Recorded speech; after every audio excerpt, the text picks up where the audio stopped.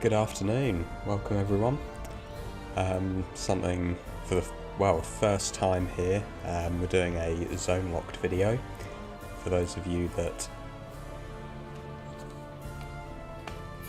haven't seen the YouTube series, the first video of the series anyway, that just went live last week, I think. We are doing a Zone Locked challenge in Classic WoW. So we have to farm a certain gold amount in each zone, and because we're a dwarf, we've obviously started out in Dunmoreau. And in that video, we managed to farm 25 gold without leaving the zone, which was actually a pretty tall order. I think I said in the video it took me 12 hours, but actually my slash played is closer to 16, 17 hours. So it's been tough, but very enjoyable. I have an open ticket. Okay, I don't know what that is. Oh, I know what that is. We'll talk about that in a little bit. It's actually an exciting thing. I just asked Blizzard a question, and I'm just waiting on a response from them. But it looks like their average wait time is 2.5 days, and I only put it in this afternoon, so I'm not expecting a response back in the stream, but if we get one, then that'd be great. So today we're going to be spinning a wheel to see which zone we go to next. So if we have a little look, we're currently in Dunmoreau here, and basically the rules are anywhere that we can get to using intended in-game paths, we can unlock that zone next. So there are only 2 zones that we can go to from Dunmoreau, unless I'm missing something.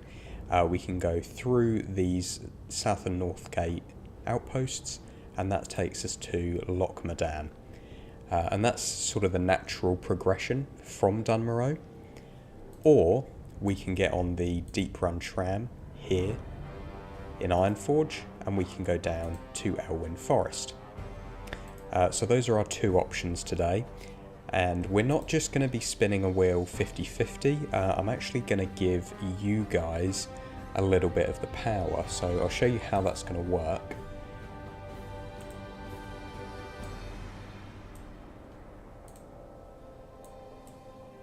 Just need to change to screen capture, because I ordinarily just capture my game only.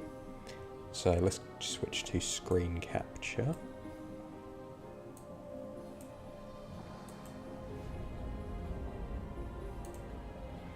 Okay, and now you can see this. So the way we're going to do it is we've obviously got our 2 zones, Loch Modan and Elwyn Forest. So half of the wheel is going to be the available zones split evenly. So Loch Modan, Elwyn Forest each get a quarter of the wheel. However, what we're also going to do is we're going to give the viewers a chance to influence the spin. So the other half of the wheel is going to be based on a poll that I send out to you, the viewers. And however you vote is how this other half of the wheel is going to be split out. So let's say, for example, you guys really loved Elwyn Forest. And so 90% voted Elwyn Forest. So what would happen is we'd have 90% for Elwyn Forest, 10% for Loch Modan, and the wheel would look a little bit like this, with half of it even, and the other half split out, depending on however you vote. So obviously, whatever one gets more votes has more chance of being rolled, but all of the zones are possible. So Loch Modan would still have a 35% chance. It would just be a lower chance. So we'll put that poll out shortly. Just wait for some more people to get in the chat. And while we're doing that, we've got some chatters already. Big Burrito, loving the new series. Thank you. Guidries 5457 on YouTube. Hello. Good to have you here. I'm going to be putting that poll out, and the poll's going to go out on Twitch and YouTube as well. it's just going to combine the viewers of both platforms, so it doesn't matter what platform you're viewing on, your vote will have an equal say in where we go. We've also got Muck in the Twitch chat. Afternoon, good to see you back. So yeah, it's good to have you all here. I will put out that poll shortly. I'm just going to make sure that we're all prepared, because as soon as we do the spin, we're just going to head straight to the new zone and we're going to explore the farms live. So I don't obviously know which zone we're going to. Obviously I have a little bit of knowledge of both of the zones, but we're very much just going to be exploring as we go. So first things first, I've kind of cleared up my bags as best I can. Trying to just get as much free bag space as possible. This here is this cask of Shimmer Stout. That is a quest for Loch Modan. So if we don't get Loch Modan, what I'll do is I'll put it in my bank. And then we're just going to have our mining pick and our fishing pole. And I just keep these mushrooms on hand just to feed to Bear here, to keep him happy. And you might notice we don't actually have an ammo pouch. We've actually got a brown leather satchel instead. So we're just full up on 8-slot bags. And what I've done is I've just put my ammo pouch in the bank for now. The reason for this is, I wanted a couple of extra bag slots. And also, once we use up bullets when we're farming, then we're going to reclaim a few bag spots. So we'll probably end up with like 4 or 5 extra bag slots. Bag space on Classic is really, really restricted. You can see we've got 37 spare bag slots. In retail, each bag would be like 36 slots. And trade goods stack to like 1,000, whereas here, copper ore, for example, only stacks to 10. So it takes up way more bag space. So we've got to be really smart about it. I know I do lose a little bit of attack speed, but to be honest, we're kind of, at the moment, we've out-leveled everything anyway, so it's not too much of an issue. But if we go to Loch Modan and we're facing more challenging enemies, then we might need to swap back, but we'll see how we go. Arthas, loving the new series. Classic is the best version of the game. I completely agree. What zone do you want most? That's a very good question, actually. I have thought about it a lot in the last week. And just sort of thinking, what would be best, what would be most enjoyable? And I'm going to be honest, I'm really, really split. So I think just for enjoyment, I want Loch Modan. Because obviously we're going to get some high-level quests, some high-level materials, obviously all of these new rares that I don't think I've ever really hunted in Classic before. So that'll be really good, really fun, and I think that'll be the optimum next zone. However, bear in mind that the amount of gold we need in each zone goes up. So whatever zone we get next, we're going to need 50 gold in. So if we get Loch Modan, 50 gold, okay, you know, I think that it will still be hard, but it would be harder to get that in Elwyn. However, if we don't get Elwyn now, and say we don't get it for like 4 or 5 spins, we might end up needing like 150 gold by the time we get to Elwyn, which could be a really tall order. So maybe it's better to get Elwyn early on, and then kind of move up the zones, you know, sort of as we go. I'm not sure. We shall see. But the good thing about Elwyn is we would unlock the stockades in Stormwind, because I am including capital cities. I know when people do this on retail they don't, and that's because professions, etc. work a little bit differently. With capital cities you just unlock all of the profession trainers instantly and can kind of do everything. It's not too much of an issue in Classic. We're more restricted by the level of materials we can gather. So having stockades would be good, but we're not going to be able to farm it for a while, because, I mean, max level we're going to get to in Elwyn, I don't know, is maybe 16, 17. We're not going to be high enough for the stockades anyway. Just like we've got Nomagon here, we just can't do anything with that dungeon at the moment because it's so high level. So we'll just see. We'll see how it goes. I have got a few sales come in from the auction house. Just a few things that I've reposted from Dunmoreau. So I'm not going to open the mailbox. We are quite low on silver here, but I don't think we need to buy much this episode. Maybe just a bit more ammunition as we go. And we'll be doing some quests as well, so that should get some sort of liquid income.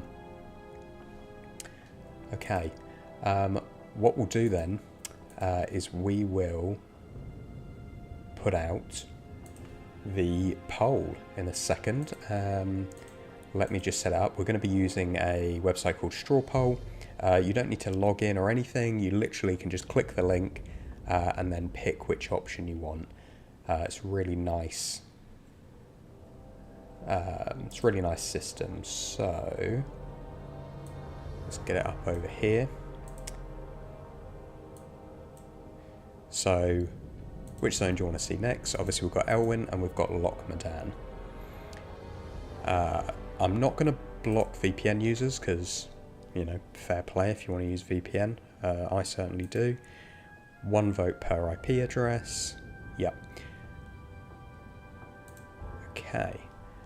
And then what I'll do is I will share this link and I will put it in both the Twitch chats and the YouTube chats.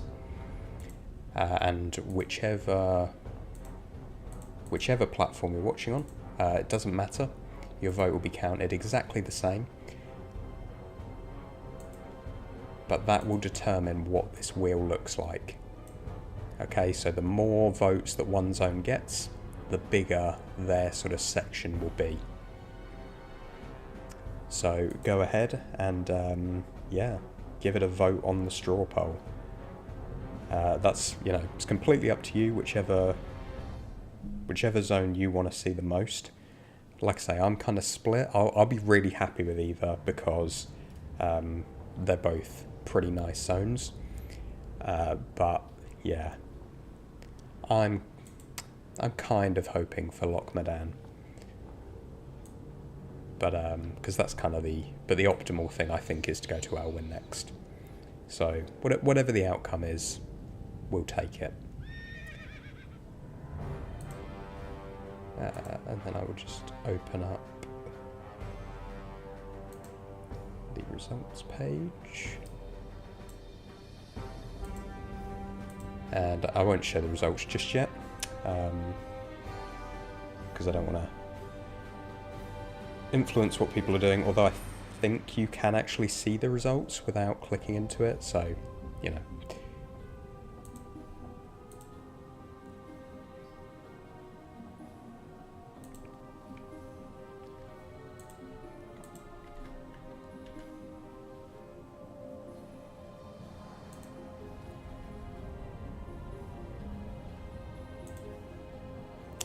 And just let me know if that link is working. Okay, we've got some votes coming in, so I'm kind of assuming it is working.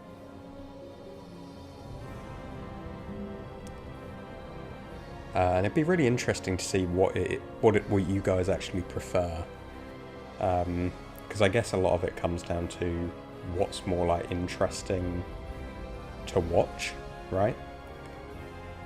I suppose Elwyn as a starting zone has been done quite a lot, so it might be interesting to see Loch Modan to get something a little bit different.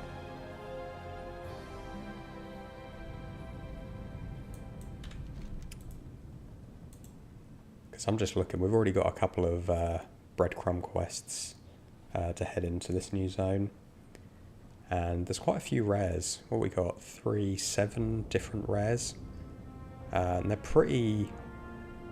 I mean, Loch Modan is quite a nice sort of loop of a zone anyway.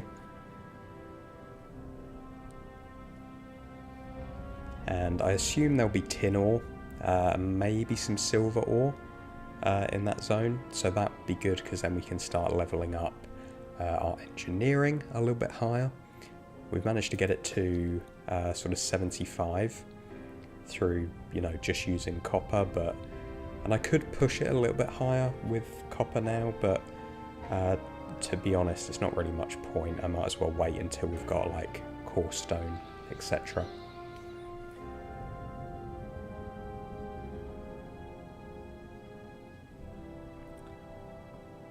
Okay, so I'm going to leave that poll open for, I'll leave it for a few more minutes. I'll let you know when it's coming to an end, but make sure you go in and your vote is counted.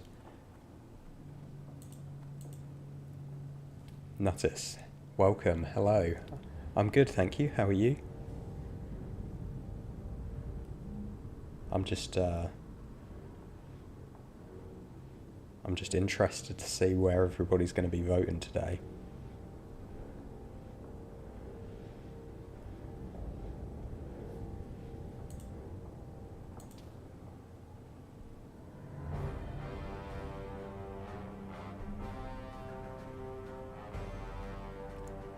Good, thank you. Enjoying the new series. Yeah, I'm glad.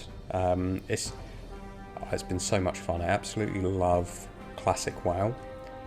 So, and I love gold farming. So put the two together, and it's great.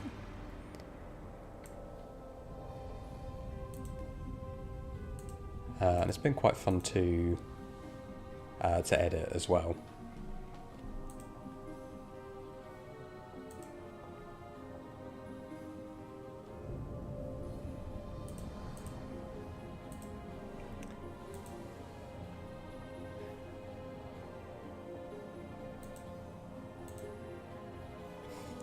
Okay, if you haven't voted, and give it another 3 minutes.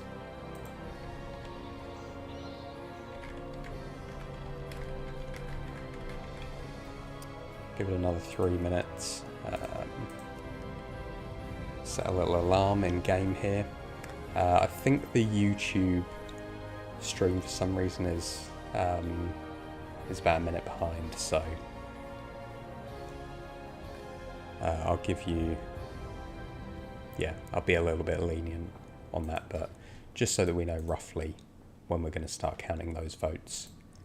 And then we will change the wheel, and then we will go straight into the new zone, which, I'm excited for. It's going to be nice just to be able to have a bit of variety. So we can go into the old zones. So Dunmoreau doesn't become locked after this. We can go between them, but I'm going to try and spend the vast majority of my time in the new zone, because I feel like in Dunmoreau I've kind of explored all of the real gold farms. So, you know, there's some good transmog that we can come back and try and farm. We may need the lower level materials, but really I want to focus on the new zone. So like if we got Loch Modan, for example, or Elwyn, they're kind of the same in that we've got new rares. We've obviously got loads of quests to complete, and some quests give recipes, they give BOE items, not many, but a few, and a little bit of raw gold, plus experience as well, because the higher level we get, the easier farming is going to be. And we've managed to get, we're sort of halfway to level 15 just in Dunmoreau, which is pretty impressive. Okay, there is our alarm. I'm just going to see.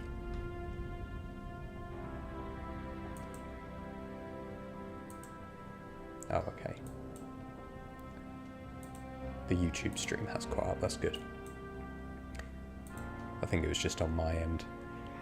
So that's live. So what I'll do is I'll just check when it comes up on the YouTube stream, and then I'll give another sort of 30 seconds. So if you haven't already, there is a straw poll in both the Twitch chat and the YouTube chat. What that's going to do is that is going to influence our spin today. So half of this wheel is going to be split evenly between the available zones. The other part is going to be split based on how you guys vote. So if more of you vote to go to Loch Modan, then, you know, say it's a 60-40 split, then Loch Modan will be 60% of this. You know, if it's 90% Elwyn, same thing. So make sure you've put your vote in there. We'll give you another few seconds just for anybody now joining the stream.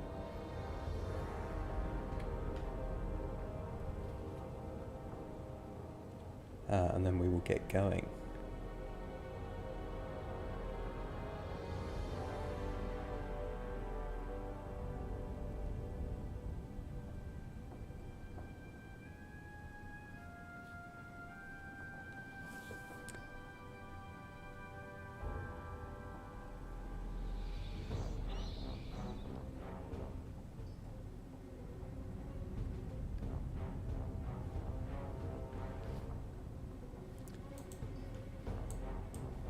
And if anybody's doing some gold farming in Classic Dunmorrow, then I highly recommend giving a look to this southern portion of the zone here. You've got Bjarn, who's kind of like a polar bear. He doesn't have like that good of a unique drop. It's just a white item, but he does have. What does he have? He has a load of BOE items, green items, and Hammer Spine. Hammer Spine has got the Ice Pain Warhammer. I haven't managed to get one yet, but it sells really good because I guess it's a really good leveling weapon for paladins. Plus, as you sort of go around here, there's loads of copper ore. You can kill all the Trogs as well. They drop loads of green BOEs, loads of linen cloth. So this has been a really good farm. And there's loads of treasure chests around here. Near the dwarves as well, the Dark Iron dwarves that kind of patrol this area. So yeah, I'd highly recommend that.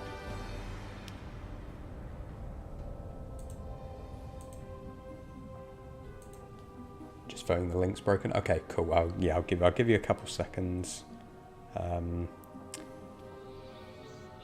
Yeah, I know on some things they won't let you click the links, you have to copy and paste it manually.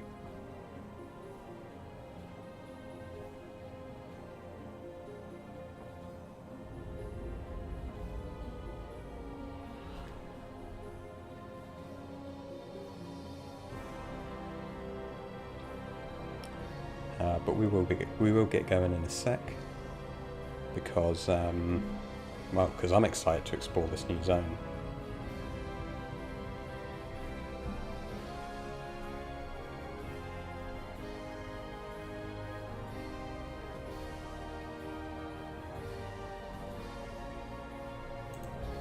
Okay, I can see that that's come in. So what we're going to do is we're going to stop the poll there, and let's open up the results and see where we are.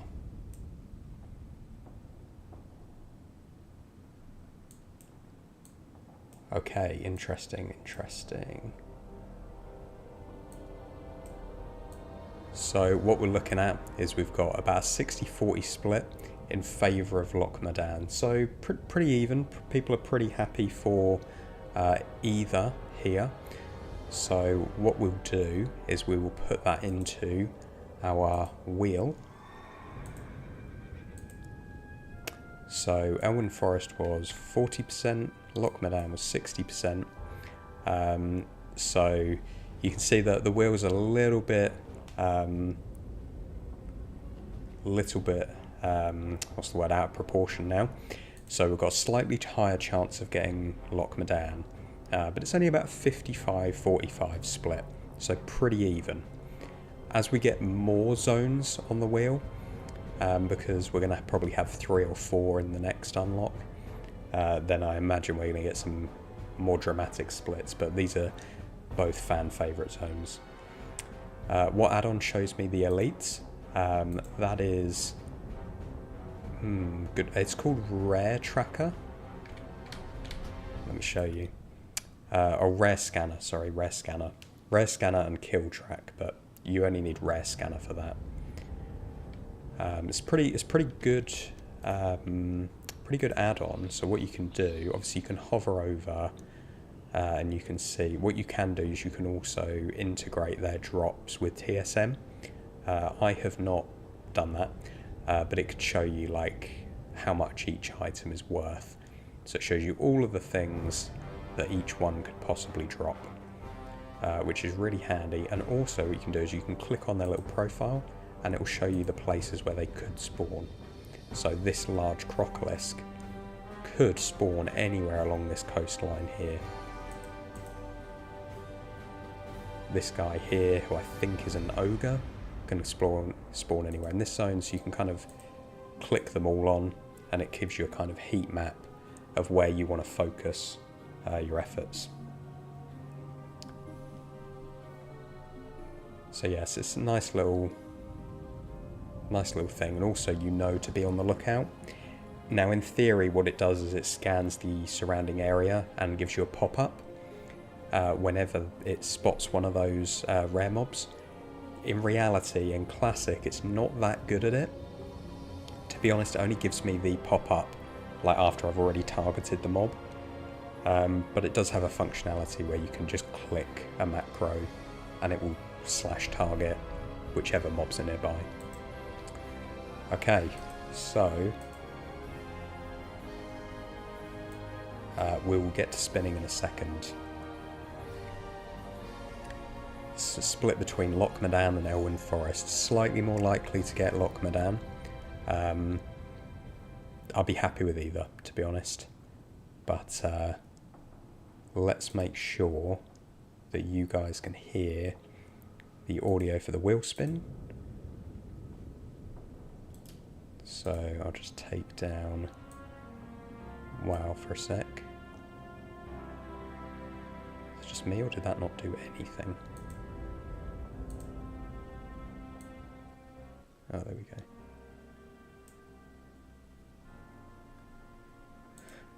Okay, so hopefully, I think there's some sound that goes with this, maybe. Okay, so let's get ready and spin that wheel.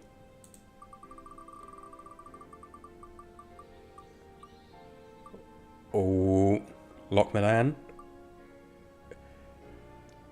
Yes. Okay, there we go. We're heading into Loch Modan. I'm really happy with that. Really happy with that. It's going to be nice to start getting some higher level materials. So that is fantastic. And if you notice, actually, so this side, this slightly darker side, is where the viewer votes went. So if that had been a 50-50 split, that would have been Elwyn Forest. So your guys' votes changed that from Elwyn to Loch Modan, which is really cool. Okay. We're going to start making the journey over there now. We're stocked up. We got everything we need. We got Bear by our side. And we got 50 gold that we need to gain.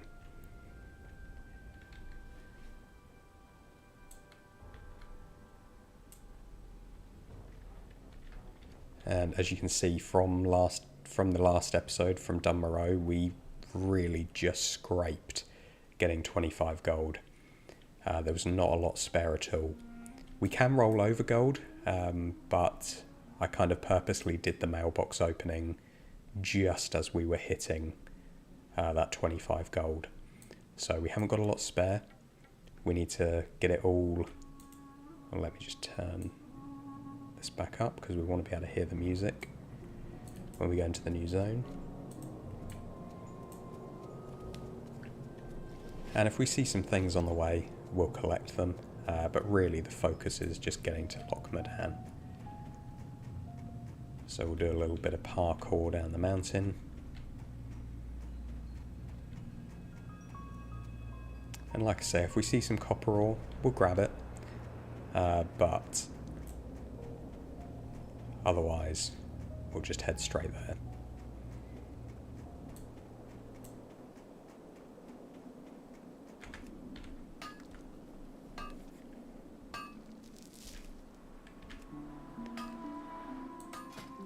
We've somehow managed to get our mining all the way up to 100 already,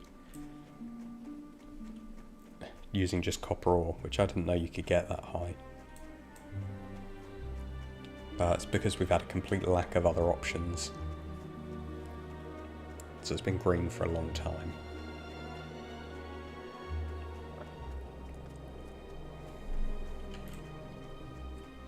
And Loch Modan is obviously the natural progression from Dunmorrow.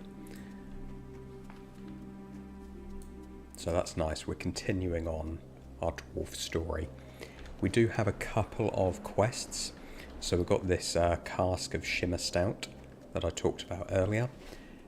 And I think that came from a quest in Brunel Village where you have to get the shimmerweed from the trolls up on these hills and then deliver it. I think I first delivered some to the gate outpost, and now we've got to go and deliver it to this guy here, Mountaineer Cadrell. And Mountaineer Cadrell's, he's got some good friends because he's obviously got a busy job and he's got friends that are sending him stout across entire zones. And those are the kind of friends you want to keep. We'll just grab this copper vein as we're here. Copper ore, copper bars, copper bolts, they've all been like some of the best sellers of the whole zone. And I imagine we're going to have more copper ore in Loch Modan. But I'm hoping we're going to have some tin ore as well. I haven't really looked too much into the sort of drops and that are in the new zones. Obviously I know a little bit from having played there in the past. But it's all kind of, it's going to be new to all of us. But I'm excited. Look how many new quests we've got. Haven't done a quest for quite some time in game, so this will be good. And quests are, although we don't need to do them, you know, they don't give huge amounts of gold, they're a good way to kind of prompt you to explore the entirety of a zone. Plus we're going to be killing all the things they want us to kill anyway. So we've obviously got some Trog quests down here. Loads of quests around Thelsamar. And that I know gives a cooking recipe, I think. Or that, I assume that's still in Classic, the Thelsamar blood sausage. And we had a similar quest here in Loch Modan where you need, I think, boar ribs.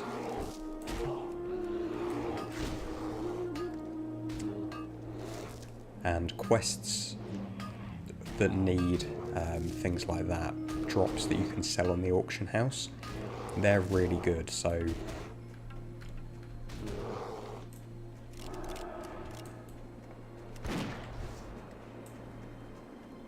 like boar ribs, for example, sell really well because people just buy them for their ults so that they can complete the quest instantly. Okay, I'm not going to mine the copper ore, I just want to get to Loch Modan. So I can't remember what's involved in this quest here, but certainly all of the quest materials, if it's farmable stuff, that's going to sell well on the auction house. Because people are lazy and also people want to be able to make the recipes. And I'll be honest, I wouldn't have thought it would really be that much of a thing in Classic. I wouldn't have thought that people would, you know, care about making low-level recipes and stuff like that. But they do, for some reason, even though there's no achievements linked to them. Bondi Mandy, any exciting plans for new pets when we venture into Loch Modan? That is a very good question. I've kind of kept my trusty bear for now. Just give him some food because he's getting unhappy. But he does not really have any ability. So if we look at the beast training, the only thing I can train him in is Growl. There's nothing else really for me to train him in.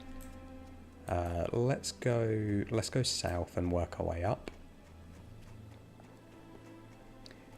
So yeah, it's probably a good idea to get a new bear pet.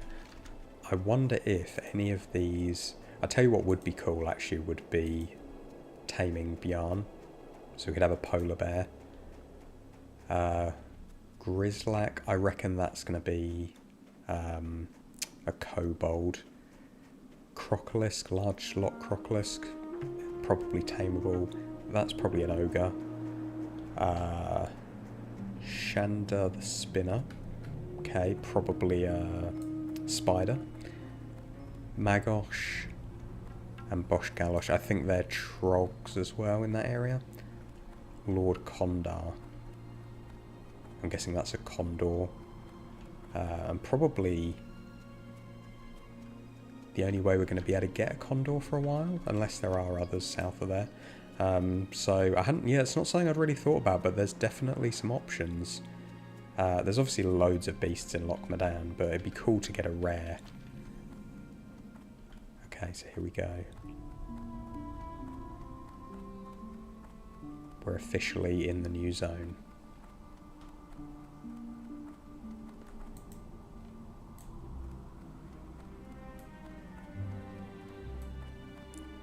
Here we go, the music has shifted.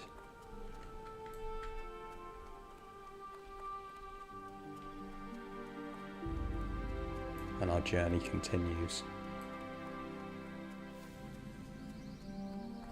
We're out of the snowy hills of Dunmorrow here. I don't think I've ever appreciated these statues before.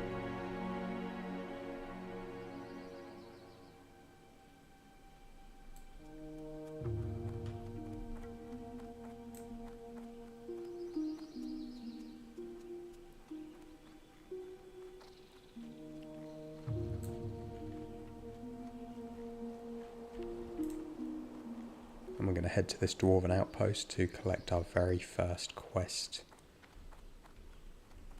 of this zone.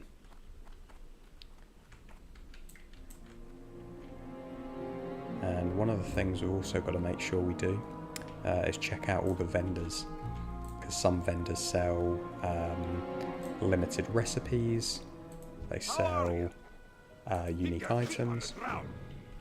So this guy wants us to kill trogs. This guy also wants us to kill trogs.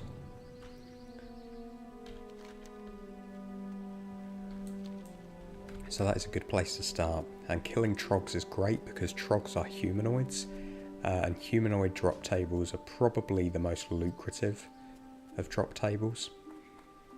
They usually have a lot of gear in them. They've usually got linen cloth or wool cloth, as we might get. And I'm hoping for quite a bit of wool cloth because that's going to sell way better than linen. I've got like a couple hundred linen just sitting in my bank at the moment. I'll probably pick up tailoring at some point to do tailoring and disenchanting, but that's not going to be for a while. Okay. Looks like we're going to be competing for kills here because we've got a party of 3. And quite a few of these. Kind of all of these trogs have been cleared out, really. But that's alright, I'm sure they've got good respawn. Okay, so first kills of the zone are going to be on these. Oh geez, there's 4 of them in one place.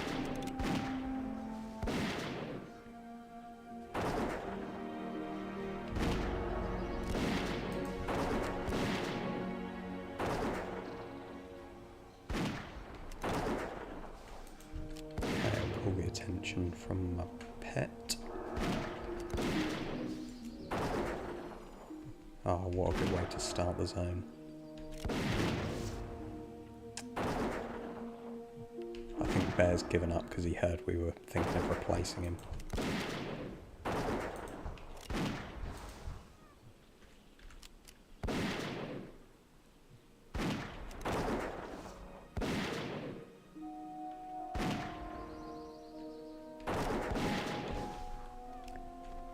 Okay, let's see what we got. Copper. Some linen cloth. Okay. Yeah, more linen cloth, which is good. Because we're going to be able to sell that. We're going to be able to convert it even into tailoring goods.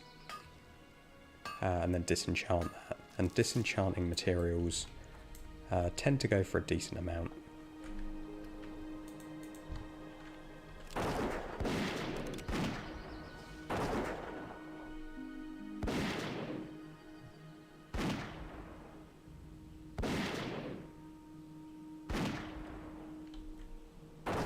So good killing ranged enemies as a hunter. Oh good, some ice cold milk, that's exactly what we need.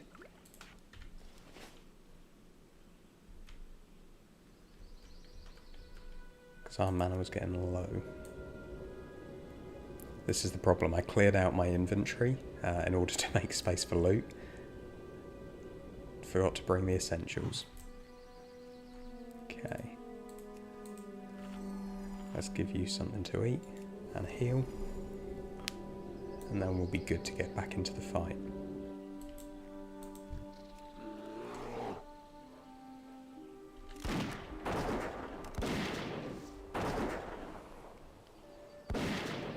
So, does anybody have any good advice on what pets are good for AoE farming?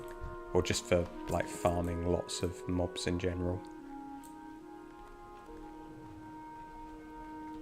I do remember that owls have got Screech, so they're pretty good for keeping aggro.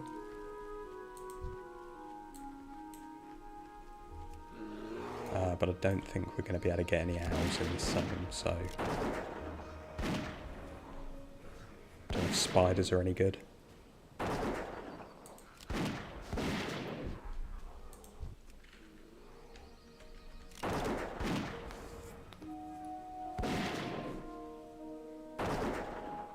And a pro tip if you're running a hunter in, well, really any version of WoW, to be honest.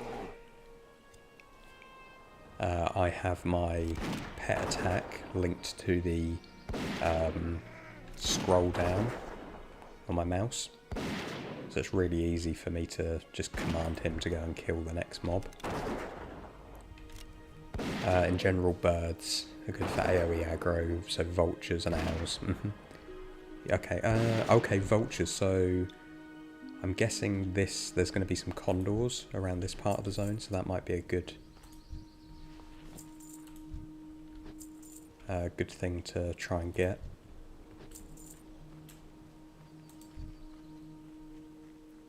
I'd be sad to lose Bear, because he's been with me from the start, but he is objectively pretty rubbish, because he just can't learn any abilities.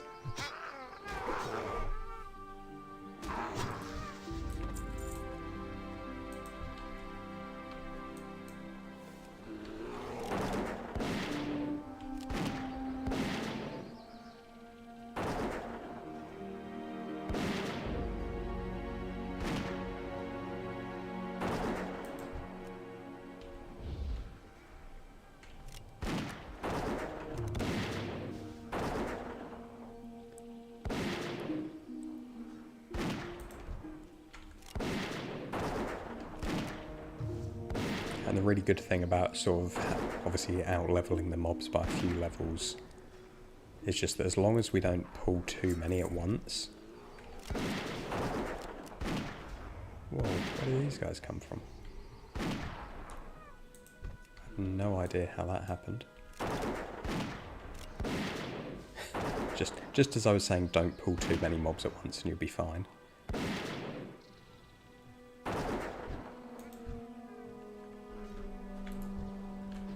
I have no idea how that happened. I think maybe that mage was, I don't know, doing something. I think it maybe pulled them. Anyway, doesn't matter.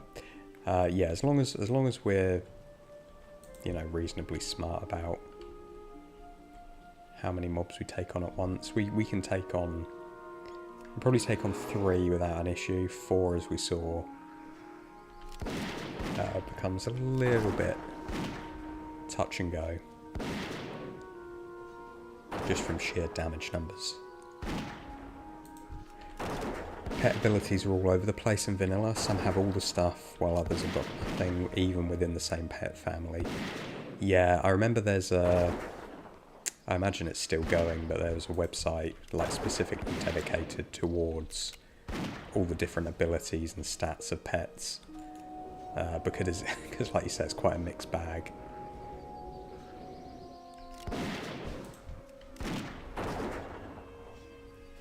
Gorilla also has Thunderclap, but that's a bit far off, yeah. Yeah, where would be the place we could get a gorilla? I know there's some in Stranglethorn, but that is quite a few zones away.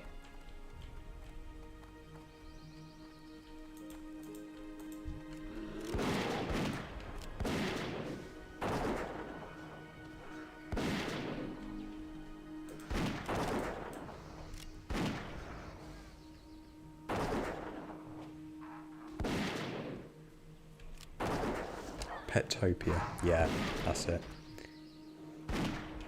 Yeah, that's a really good website. I imagine that's got quite a resurgence in traffic since Classic has been re-released, because all the information is the same. Like, they haven't changed pets at all when they re-released it, so it's a very good resource. I imagine that the creators of it didn't envisage that it would be getting use again. Apart from maybe for like private servers. Okay. I don't think we need to hand these quests in together.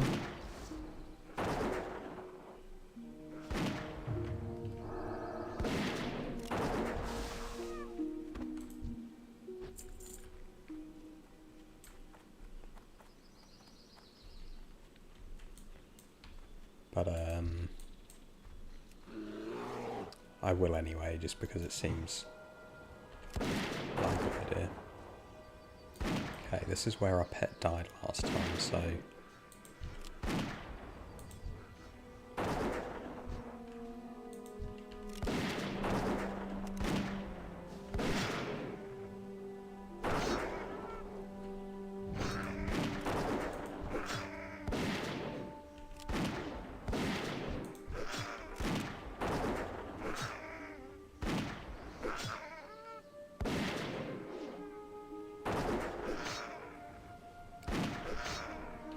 And this is why I should never play hardcore, because I'm just far too willing to take risks in combat.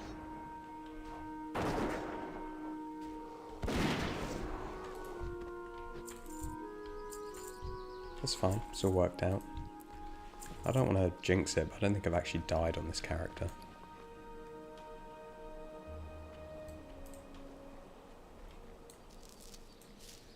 Okay. While we're sort of regenning, I'll go and hand in that quest, because I don't think that one leads into the others.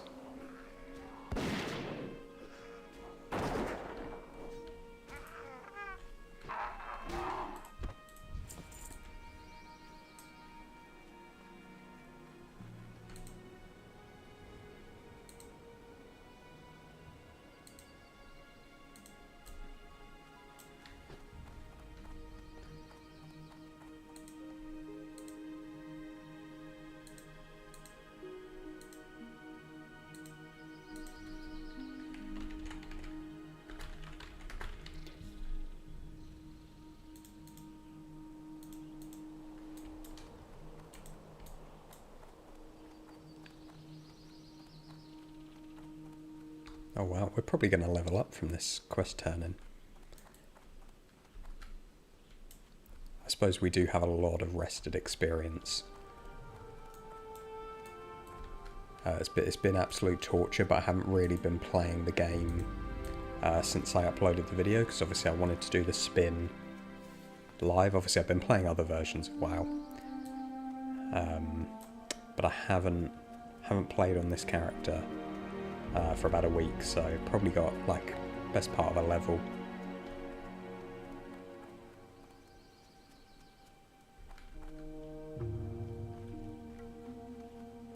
What can I do for you? Fantastic. And then we get the next quest. Oh, thank you. Didn't even see that priest. What's on your mind? Okay. Be good. And now kill 10 of the next variety. And then I think is there another one after that? I think it's just a boss after this. So while we're doing this, I'm going to talk about this ticket. So this is a question that I sent into Blizzard, and I'm just waiting on a response to know where I sit with it. So at the moment, when we unlock a zone, all I do is I send that gold off to the Tollmaster ult, and I can't use it for, well, for anything, really. Can't use it for, you know, buying stuff on this character, for buying bags, for doing anything. Obviously, I could just, you know, have that money and, you know, play with it on an ult. But I was thinking what would be more interesting would be to send that gold out to viewers. So when we do like a new zone spin, however much we paid for the last zone, we pick a winner from the viewers, and that person gets that gold. That was my thought anyway. I just sent Blizzard a question because I know they've got there's a lot of nuance when it comes to giving away gold.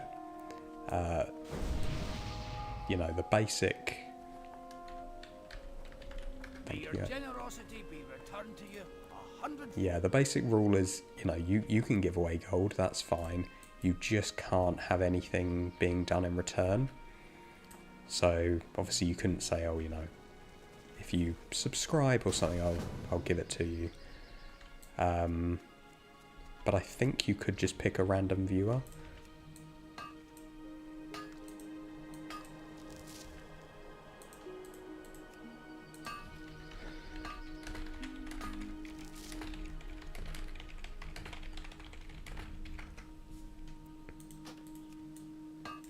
Just let him know why I'm declining his group invite.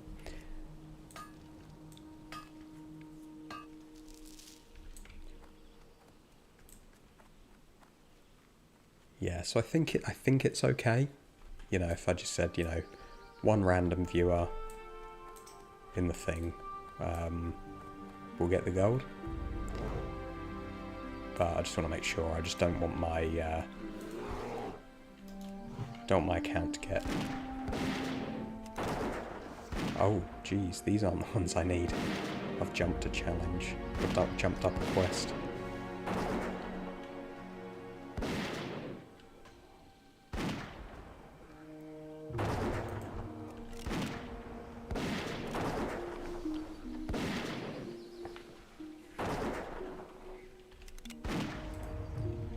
Yeah, but I thought it'd be cool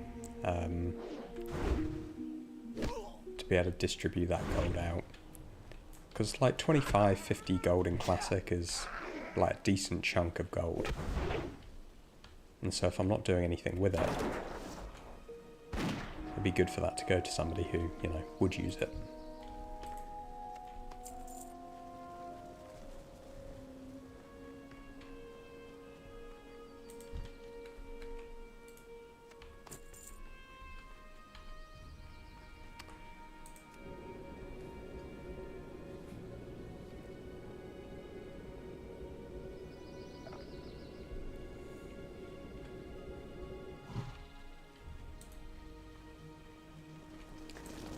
So I need Skull Thumpers and Seers. But it looks like they're being very over-farmed at the moment.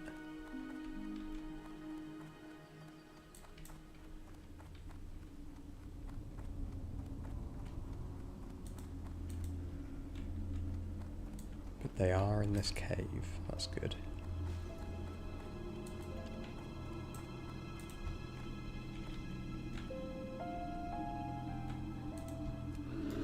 Spot a treasure chest.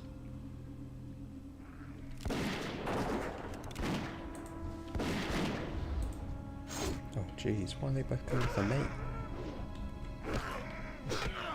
I have a pet for this very reason. To avoid this.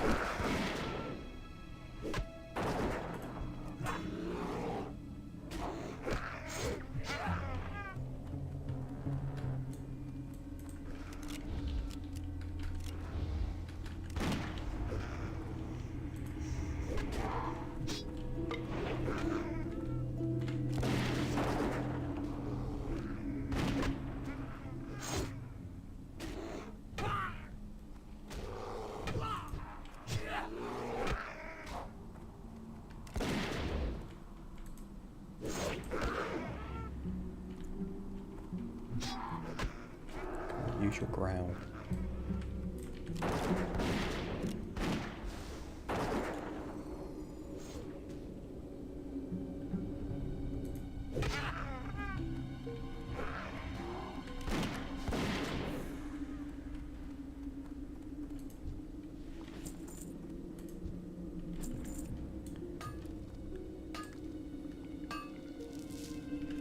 Do I have growl trained for? I do have growl trained for my pet.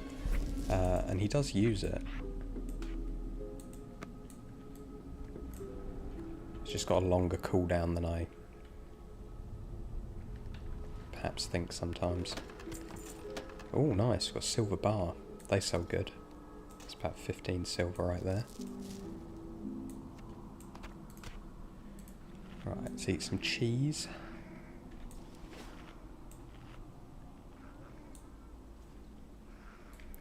And then let's go.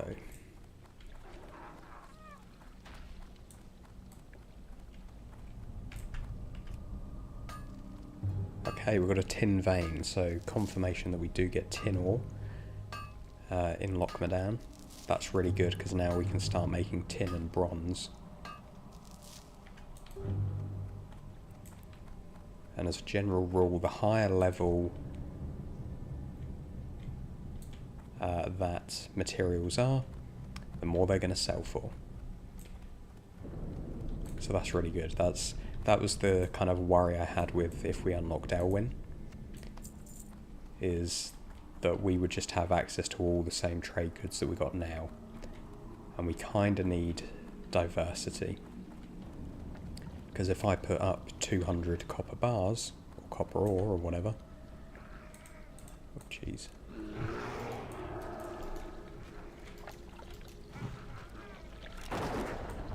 Then I'm going to tank the price a bit, whereas if I put up, 50 copper bars, 50 tin bars, and 100 bronze bars, then you're not damaging the price too much of any one item. And you're also attracting people who are, in 3 different markets. So diversity of items, really important. So it's really good that we've got this new higher level zone unlocked.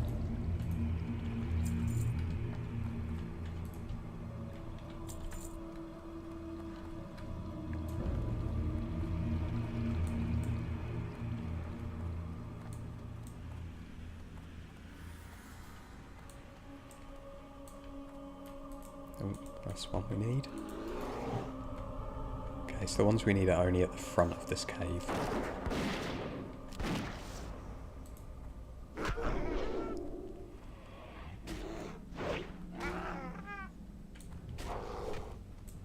And what I'm learning is these skull thumpers, they can daze my pet, and when they do that, it changes the aggro to me, because the pet is dazed, and if they attacked, it would break the dazed effect.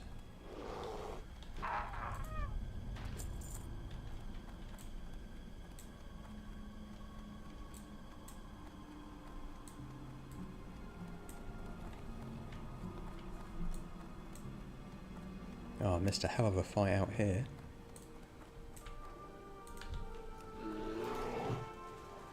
I see a treasure chest. I wonder if these guys can open it. They are. A lot of people just ignore treasure chests. They think it's not really worth their time, and, a lot of the time they're not wrong.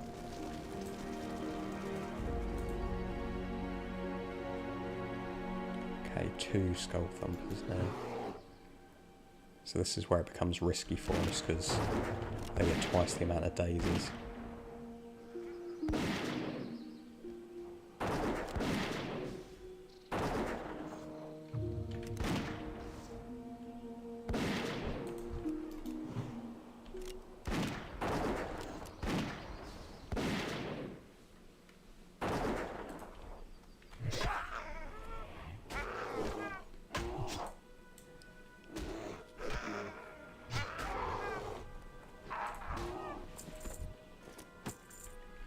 White leather bag, how big's that? That's an 8 slot bag. Okay, that's good.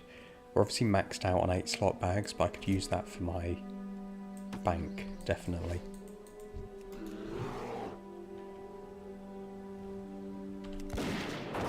Because bag space is a big limiting factor.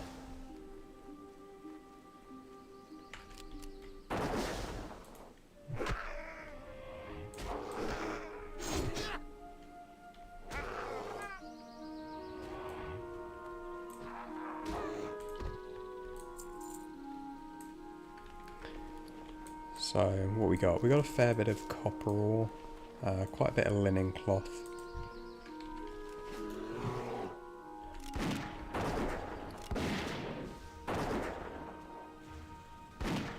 Some items that are mostly grey items.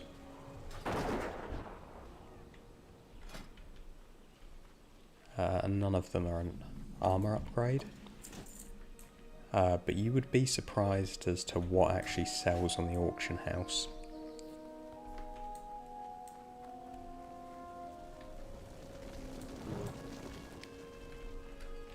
You just kind of got to look at the appearance and sort of think, is this the kind of thing? Is this the kind of thing that somebody would want, that somebody would pay for? Because there are some quite cool low-level appearances.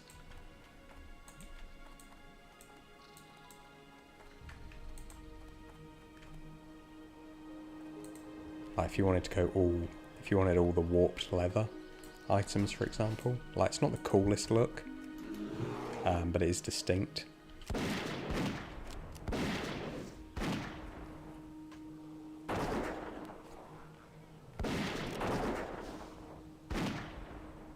And it's quite amazing that people will buy it, because there's obviously not transmog in Classic the way there is in retail.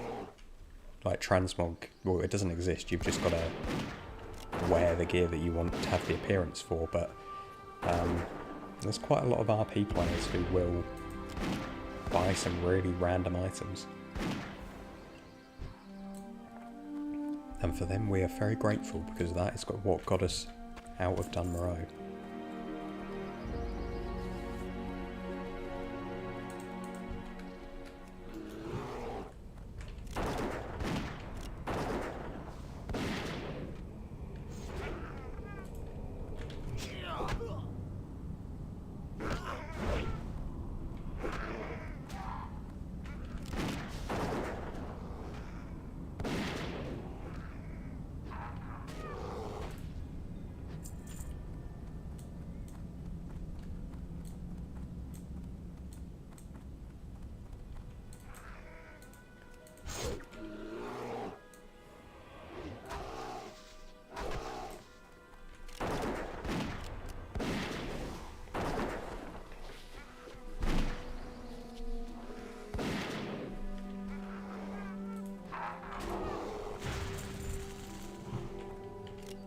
Oh, lovely.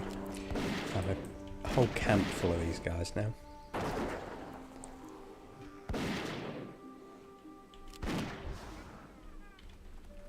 And potentially our first tin ore, as long as nobody gets there before us.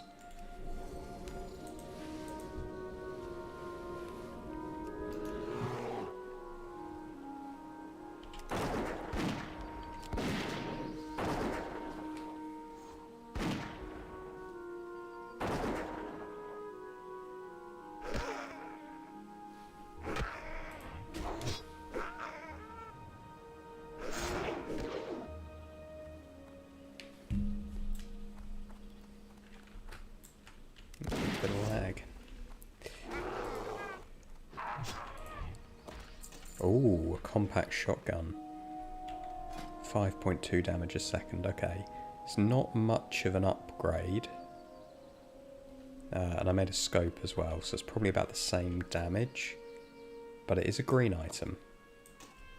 So we will keep that and we will see what the going rate is. The auction house.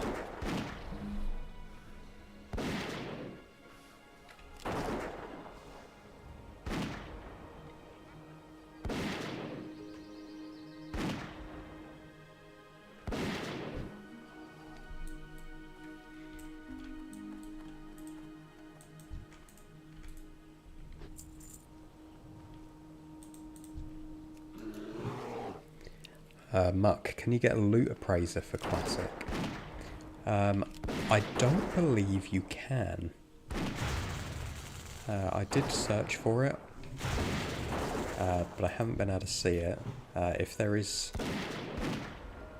a like classic supported version, then let me know because that'd be great. But yeah, TSM doesn't have the data for classic, or for classic era anyway. In the way that it does for retail and mop, which is a real shame. So if you look at the tooltip, it will tell you the min buyout, because it can scan the auction house and report back on that information, but it doesn't get any information about items that have actually sold like it does in retail, which means we've got really limited information, so we don't know what the average sale price is, how often something's selling, or how many of those things actually sell per day. We don't know any of that information, and that's really key to making like informed decisions on how to sell items. So to be honest, we're just kind of having to, you know, just see what works. And kind of gather our own data. But yeah, if there was a way to get TSM working, I don't believe there is. I have looked into it quite a bit. I've got Auctionator, and I can scan with that. And like I say, TSM does have some information, but yeah, not nearly as much as you would hope with retail. Okay, so we've got 3 skull thumpers here. Hopefully we can separate this guy off.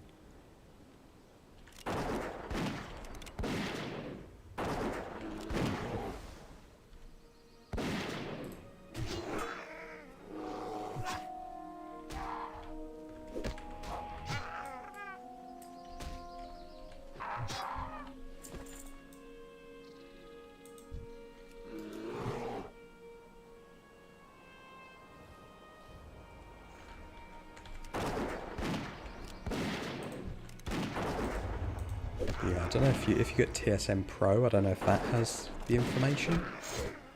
I don't know why it would if regular TSM doesn't, but I would pay for Pro for that. That'd be worth it, definitely.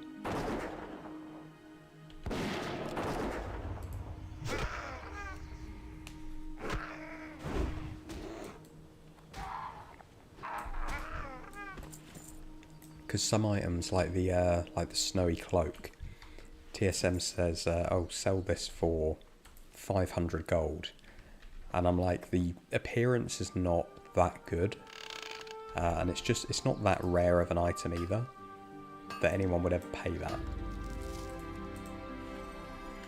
So I don't know where it's got that information from. I think somebody just once put it up for 500 gold, and now it thinks that's the price.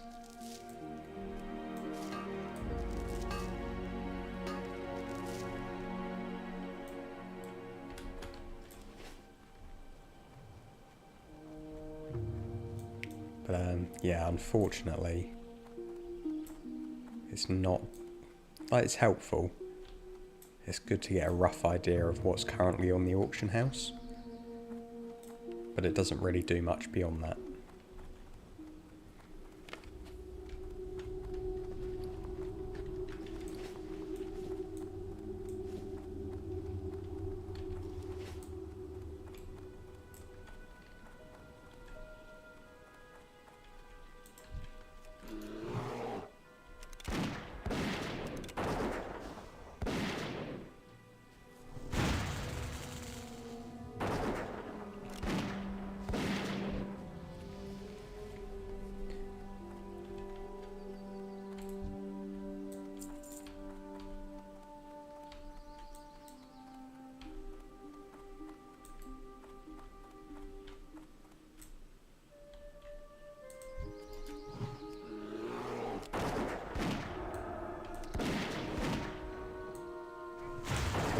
Quite a number of good items around us, we just need to get there safely. So we've got a chest over here. We've got some ore to mine down here. Got a lot of enemies around. Oh jeez. When did this guy come? Okay, I think we're going to have to run away.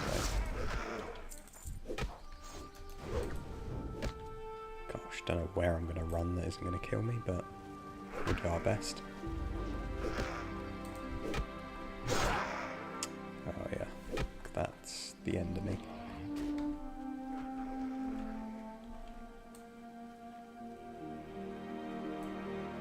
Oh, I don't know, actually this warlock here is cleared out. A lot of the... This is the good thing about having a lot of other people around. Mobs don't like respawn behind you. Whereas if it was just me leveling here, I would have died then because I'd have run through another pack. These trogs. But that didn't happen, so that's very nice.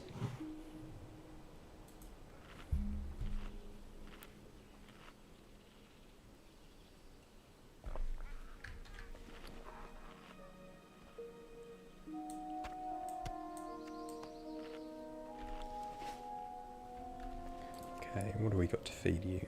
I'll give you a mushroom.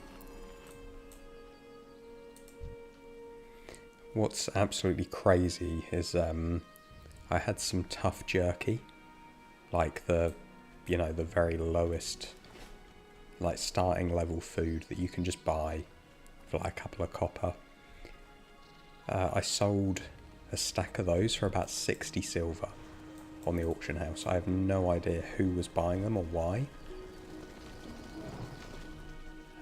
TSM just said that was the going price, and so I went with it. And yeah, that's probably one of the most like ridiculous sales I've ever made. Like, I can understand why people would buy, like, say, weak flux off the auction house, because it is, a trade good, it is needed. And yes, you could buy elsewhere for a lot cheaper, but I understand the concept. But buying like tough jerky, I guess maybe as a food for your pet. But yeah, that is it's a very strange one, but hey, I'll take whatever sells.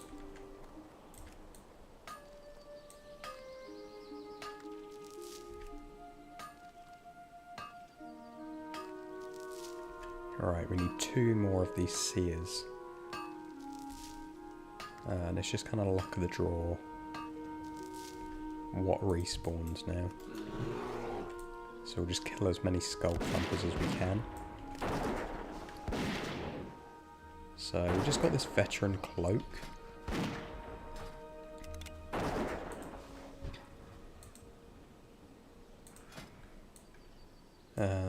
The appearance is pretty basic, but potentially will sell for some gold, or for some silver, I should say.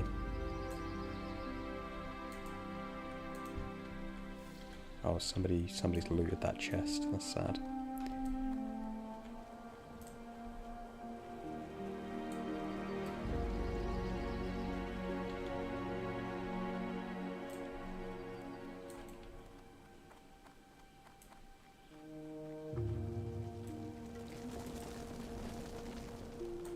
Oh, jeez. There's a Trog body just on this bonfire.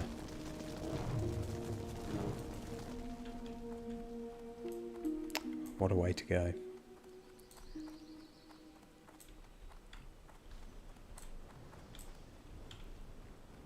Okay, fingers crossed for a couple of seers around here. No, just a skull thumper. Do you want him?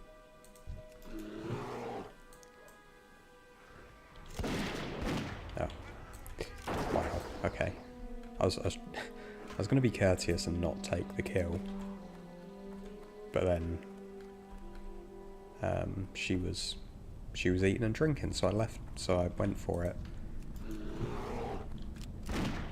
And then she just came in and stole the tag anyway. People are generally pretty courteous though, in Classic. It's part of the reason why I do enjoy this version of the game more than any other. Because I think it does attract a really good, or just encourages a really good type of play atmosphere.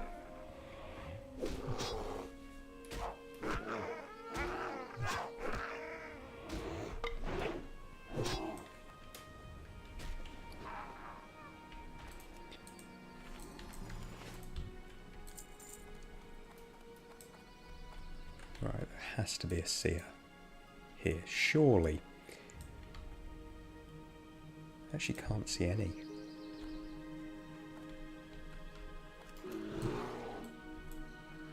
It's mad.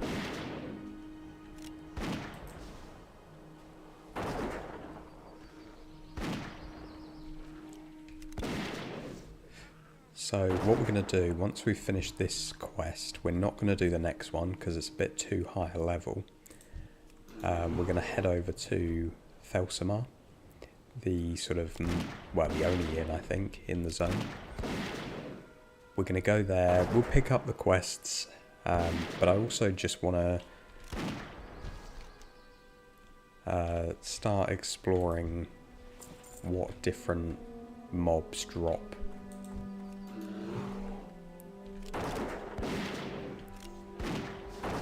Because in Dunmoreau, the mobs, they just kind of had like quite random loot tables. There wasn't anything really worth targeting, apart from maybe the Frostmane Scepter. But here, I suspect there's going to be a few items that we want to target.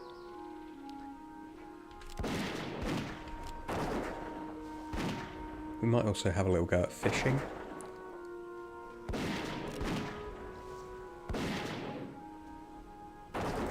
I have no idea what you can fish up in Loch Modan, but I reckon it's going to be some half decent stuff.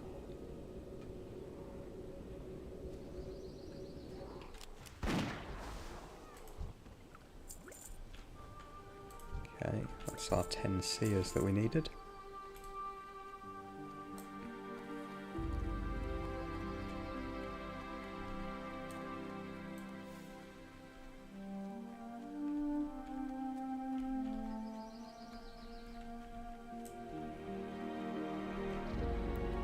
But yeah, getting levels in this challenge is a really big part of it, because we need to be high enough level that we can just efficiently farm.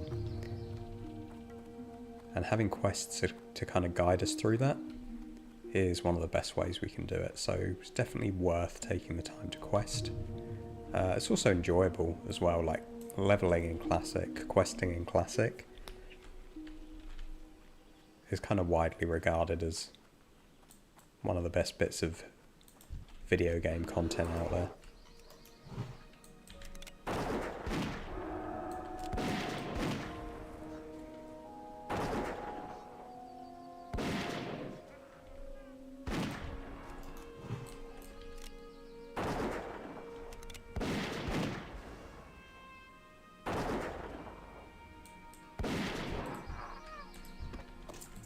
Oh, Stone Splitter Blade.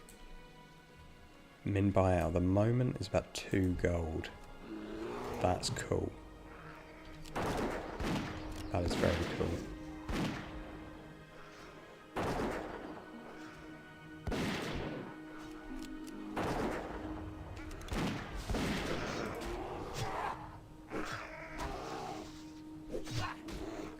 have to see what it looks like in a sec. But named items like that, so stone splitter blade, obviously means that they're only going to drop from the stone splitter trogs. Where did that ore go? Nobody could have mined it, because no one else is here. That's really weird. I thought that happened earlier as well, but I assumed I just was going crazy. What does it look like? Okay.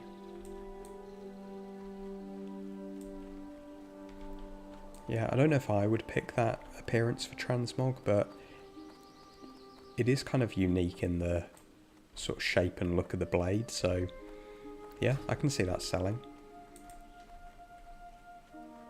And about 2 gold is what TSM's saying. I mean, bear in mind that is, as I said, that is just what is currently on the auction house. That doesn't necessarily mean it sells for that. But it's worth putting up and seeing, because like, I was selling some stuff in Dunmoreau for 1 or 2 gold a piece, like white items like that, that most people were really sceptical I'd be able to sell, and so was I, to be honest. But people do buy it.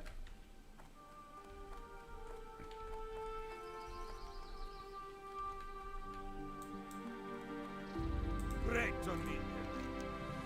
See you soon. How are you? What's on your mind? Okay, so that's the next stage.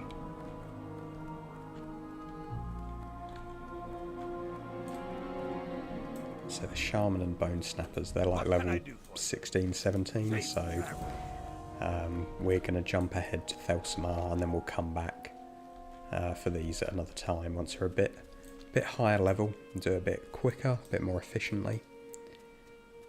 And we'll also just try some other things, but we've done pretty well out of that. So we've got the Stone Splitter Blade, potentially 2 gold. We've got loads of linen cloth, which isn't worth too much, but we can convert it into other stuff. Bit of tin ore, bit of coarse stone. Coarse stone looks like it's good. 6 silver a piece. Tin ore, about 4 silver a piece. Need to see what the tin bar goes for.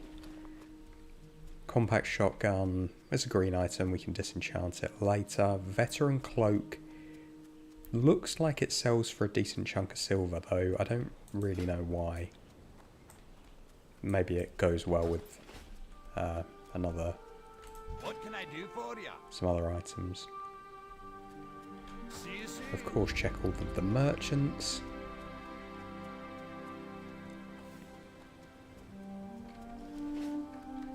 And you might think that greys like this, like the warped leather vest, you might think they're not really worth anything, but you would be mistaken, especially if they're things that kind of go in a set. Watch your back. So if you look, you've got the warped leather vest, the braces, the belt, they all kind of have appearances that complement each other, and people will go through and they will buy those. So definitely worth just posting up. They have really low fees as well on the auction house because they're not worth much.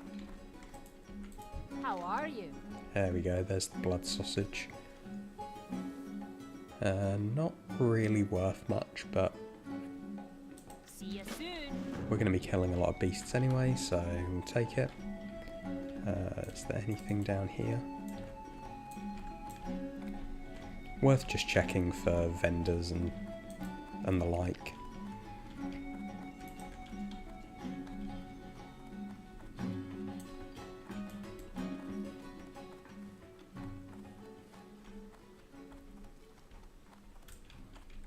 Because any vendors that sell unique items, definitely worth picking up. Keep your feet on the ground. I've the finest wares in the land. Oh, let's trick or treat because it's Hallow's End. Safe travels. I am now a human ghost. It's sad that it doesn't make me a dwarf ghost, but... should we change our inn to here? Yeah. Off with you. We will. And are we going to sell anything? Not for the time being.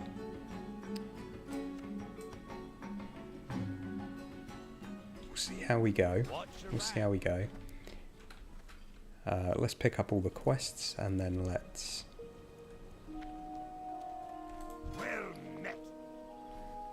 Oh yeah, like look at this. The enamelled broadsword potentially sells for 3 gold. But it is quite an investment. 28 silver. But you know what? Go big or go home. Let's buy this and let's see. See if we can sell that. So it cost us 28 silver, so even if we only sell it for like 2 gold, that's still a nice little chunk of profit.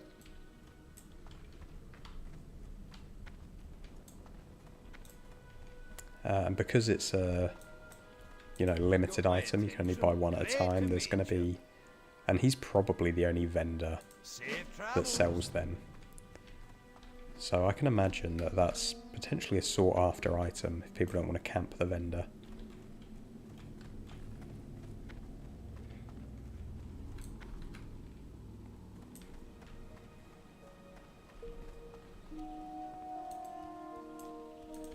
Oh, we can finally get rid of this stout. That'll free up an inventory space, thank you.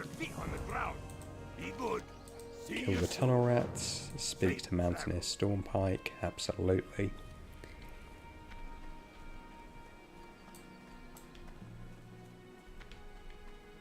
There's a wanted poster that's a bit too high level for us now, but we'll come back for it in a little bit.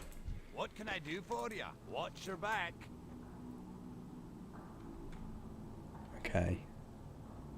Off with So we need to fly to Ironforge.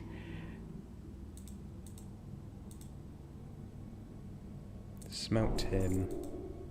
Let's just learn it all. See you soon. Well met. Keep your feet on the ground. No. See you soon.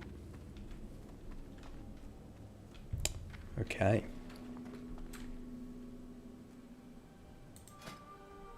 Stone splitter rags. I can't imagine they're going to sell for much. I'll tell you one thing that doesn't sell, and that's healing potions. Couldn't tell you why they don't sell. I guess there just isn't much use for them because we're not playing in hardcore.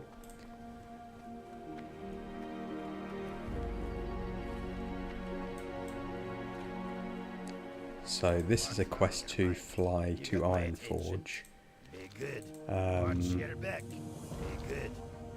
You know what, actually I am going to do that because I'm going to take a real quick break whilst we're flying there.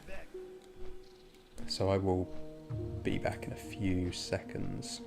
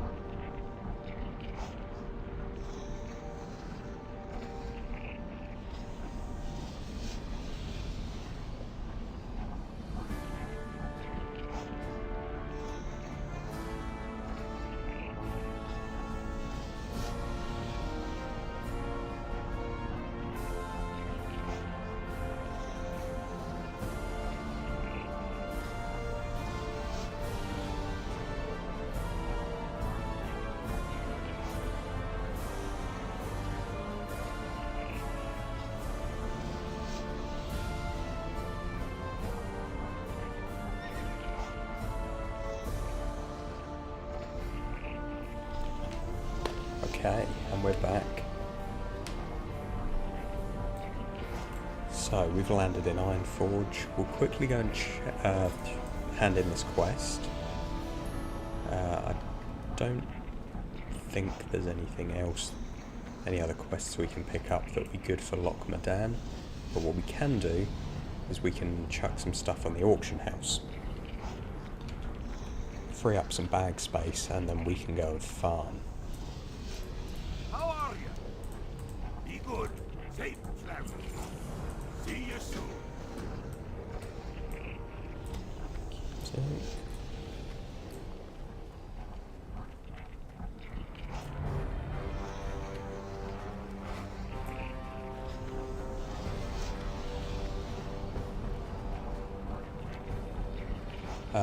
Big Burrito asks, can we unlock? Can you get Badlands on the next spin? That's a good question. So, okay, so I mean, might be a little bit What's on your mind? premature Be good, safe travel. Keep your feet on the because we're actually at less silver than we started with. But yeah, we can talk about the zones that we can get next. So, if you're just joining us, we did the spin to get, the choices were we could either go to Elwyn Forest or Loch Modan, and the viewers got a bit of a say in where we went. So the wheel was influenced by a viewer vote, and we ended up in Loch Modan, which was where a small majority of the viewers wanted us to go.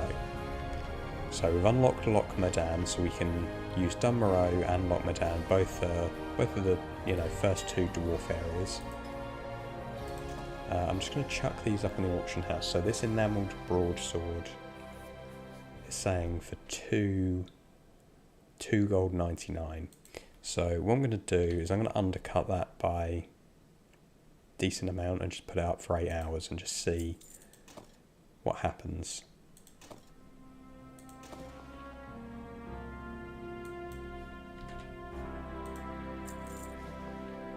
Now, ordinarily I do use TSM, but for low level stuff, for white stuff and grey stuff, I like to undercut quite a bit because, in reality they're not going to sell for that much.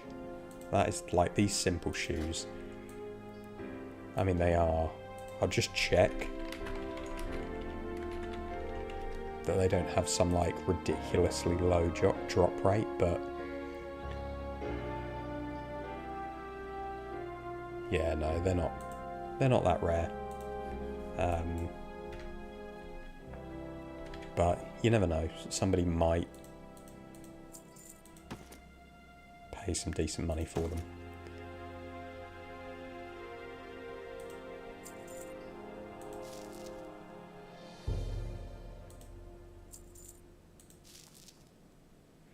And what's really good about Auctionator is I've got things like this.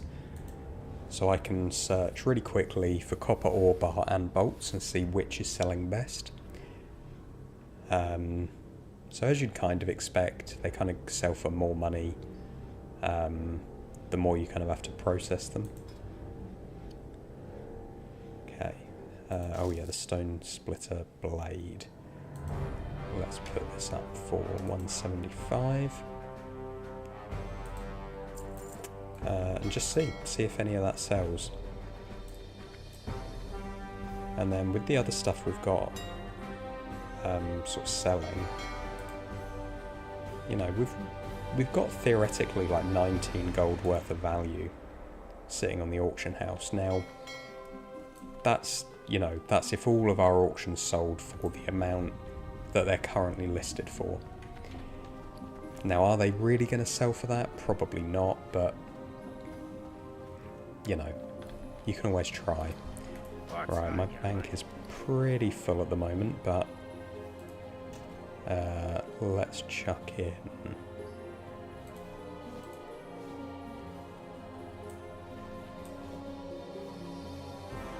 just a few items here to free up some space. Oh, and I can replace that with an 8 slot bag, so I actually end up with a bit more space.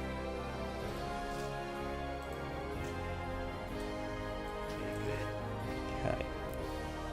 So these 3 items, grey items, they're not really selling for much. So we'll get rid of them. Let's hearth back, because I don't think I'm going to need my hearthstone, and it will save us having to wait for the flights.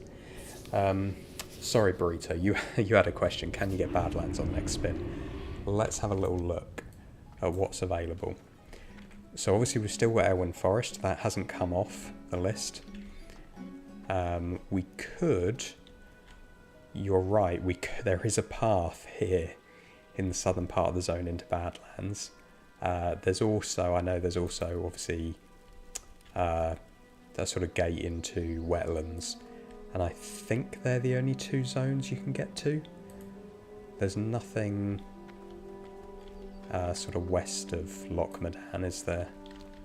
So yes, we've got the wetlands, the Badlands, and Elwyn Forest still. Aye. Safe travels. See you soon. But if we got Badlands is like a level 30, 35 zone from memory. That would be a challenge, because I mean, I don't know what level we're going to be when we finish Loch Modan.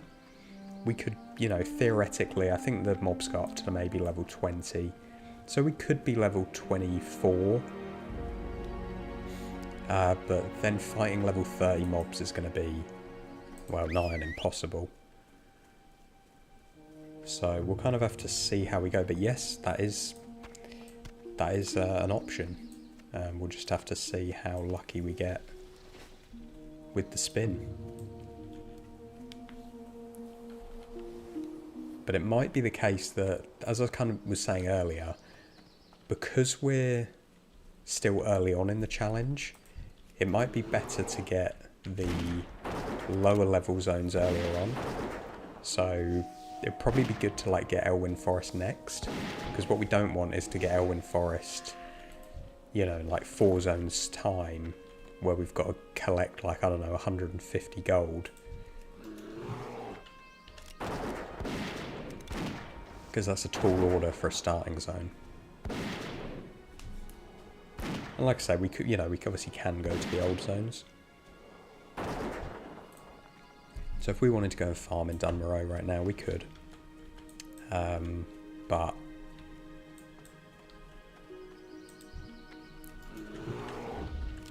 that's not really my plan.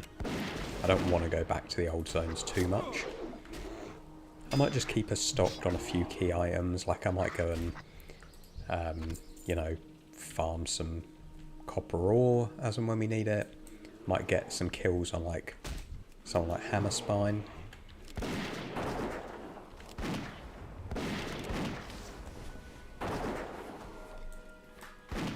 But I'm going to be spending the vast majority of my time in Loch Modan, because it's just more interesting, right?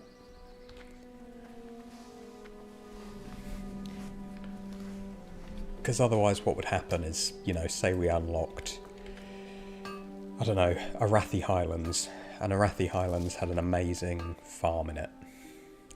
Well, we're not just going to spend the next 4 spins farming Arathi Highlands. Or even, more quite realistically, when we unlock Elwyn and we get the Stockades. The Stockades is probably going to be a really good farm. But, so actually, yeah, thinking about it,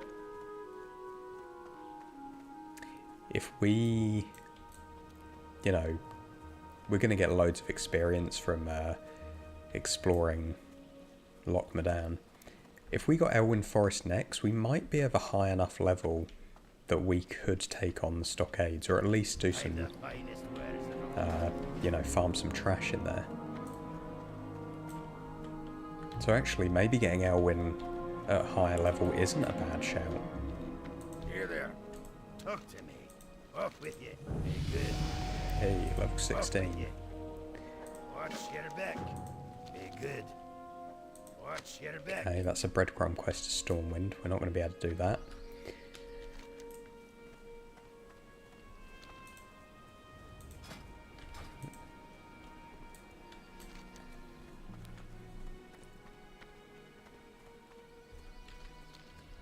What we are going to do is we are going to go over to this mine, this cobalt mine, because there's a rare that can spawn in there. And it'd be cool to get our first rare of the zone.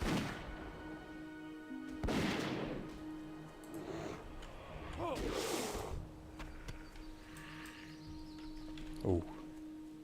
Okay, couple of good cooking materials there. So in the last zone, one of the like surprisingly good mobs to farm was wolves, because they drop stringy wolf meat. And for some reason, stringy wolf meat like sells pretty consistently for anywhere from 2 silver to 8 silver a piece. And when you think how many you can farm quite quickly, it's a really good farm. So I reckon some of the beasts here, depending on how likely they are to drop certain things, like bear meat for example, sells for a silver or 2, chunk of boar meat, copper,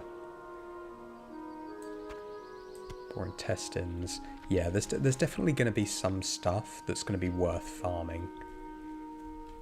And if it's really good, then we may pick skinning back up.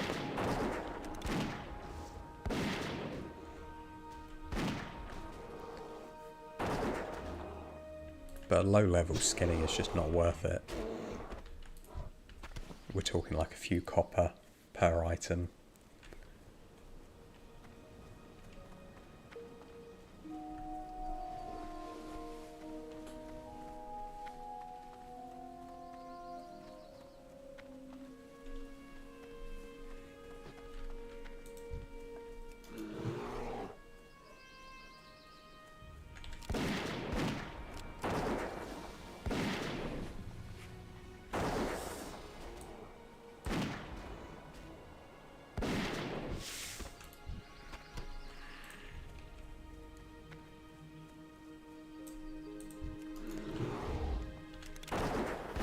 Arthas, this is making you want to jump back into Classic again. You feel a dwarf paladin is needed. Yeah. It's just such a brilliant version of the game. I think I could just, if Classic WoW was the only thing that there was, then I'd be happy with that. Ooh, Pioneer Belt. Not really worth much, but it is an upgrade. So we'll equip it. Oh, my ticket has received a response. Click to view it. Okay, so this is me asking basically if we can give out gold to the viewers as part of this challenge. So all the gold that we send off as part of the toll to unlock the next zone, are we allowed to send that off to viewers? Let's have a little look what Blizzard have said. It's cool that you can open this up in game.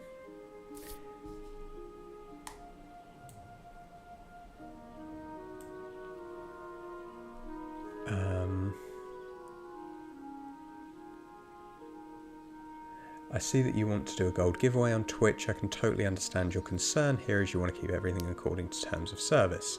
So if you use any bot, let's say Nightbot, directly in your Twitch account, that's fine as long as it's not being used directly in your Battle.net or WoW account.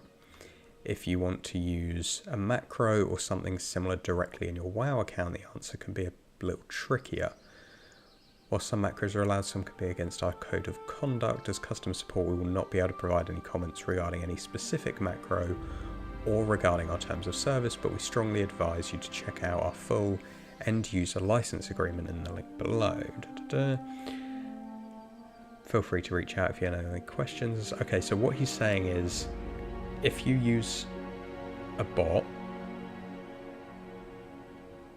directly in your Twitch account, that's fine, as it's not being used. Okay, so we can use Nightbot to run a giveaway, that's fine. We just can't use a macro. I don't know why we would use a macro to do that, but whatever. P.S. Good luck with your streams. If by any chance you end up reading this message live on Twitch, I just wanted to say hi chat as well. Well, there you go. GM Slayer Dude, is that what this is? Slideword? Well, anyway, the GM says hi chat. Okay, that's cool. And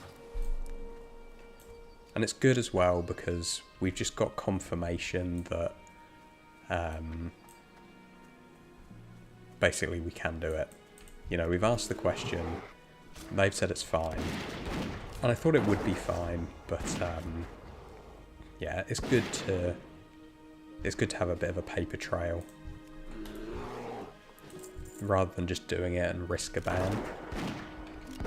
Because even if it is above board, if they ban you, you've then got something to go back and contest it with. I think it's just because I've seen a lot of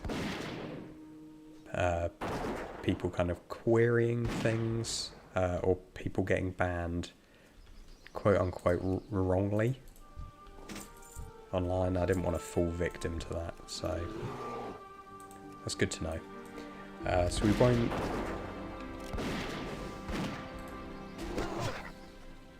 have any problem with that.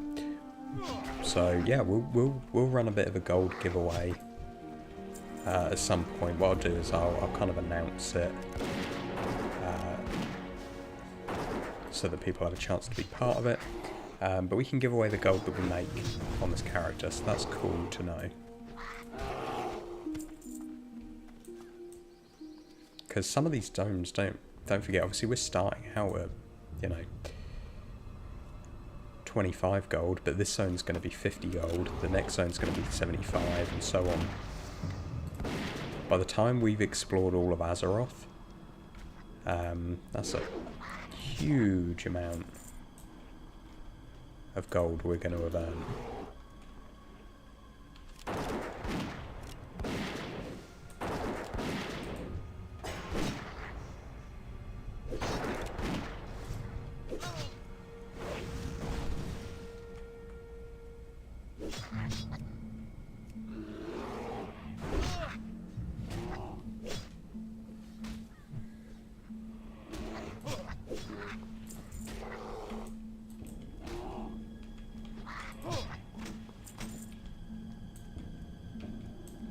Okay, there's some...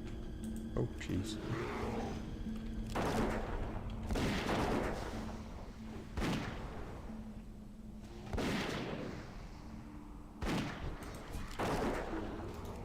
Set him to passive.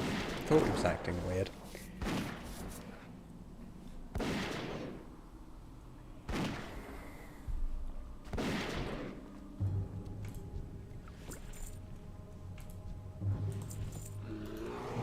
Okay, so we've got a rare mob called Grizzlack that's potentially towards the back of this cave.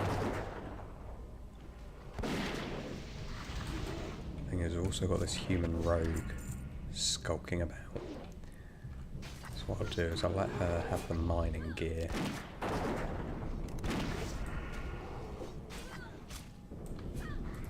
And then hopefully...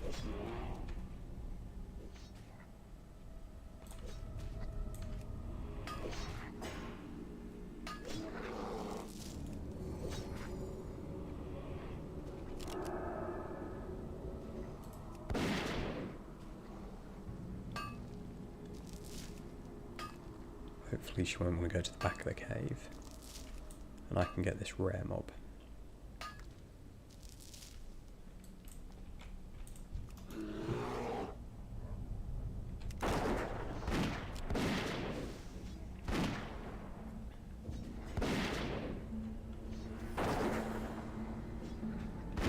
And I think there's a really good chance that this rare mob is here because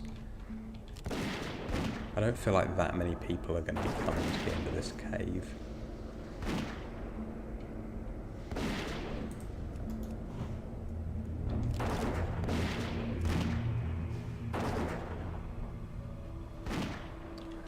enemy drop.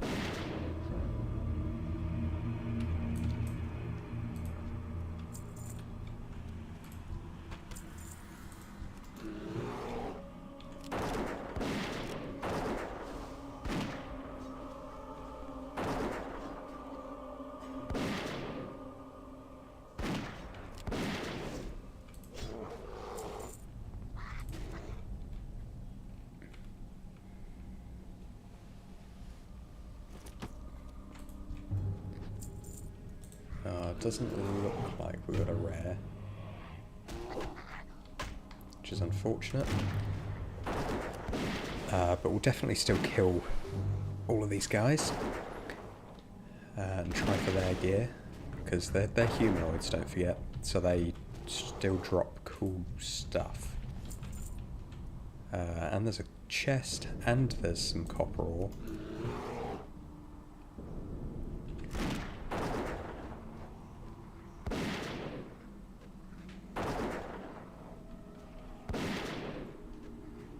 Still well worth us coming back here.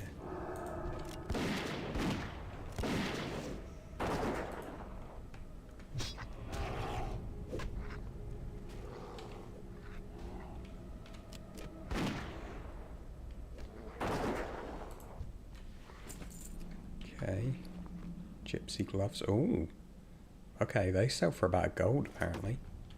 Or they are currently up for about a gold. That's interesting. Calico tunic, warped cloak. Yeah, I mean a lot of these don't look like they're worth writing home about, but there's still some cool items here. See what's in nice battered chest. Hopefully some silver bars. 2 silver bars, beautiful. That's about 30 copper right there, or 30 silver even. What else do we get? The calico braces, again not worth a huge amount. Worn mail braces. Oh, holy willow cape of wrath. Willow cape of holy wrath, even potentially worth a gold. Definitely hang on to that. Okay, so items that might sell for something we'll put over here. Or gear even that might sell for something.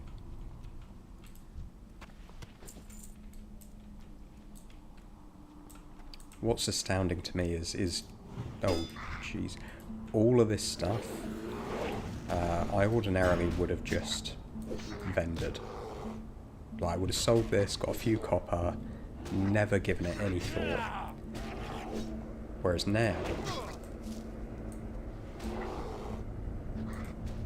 I'm realising just how much of a gold mine low-level gear is.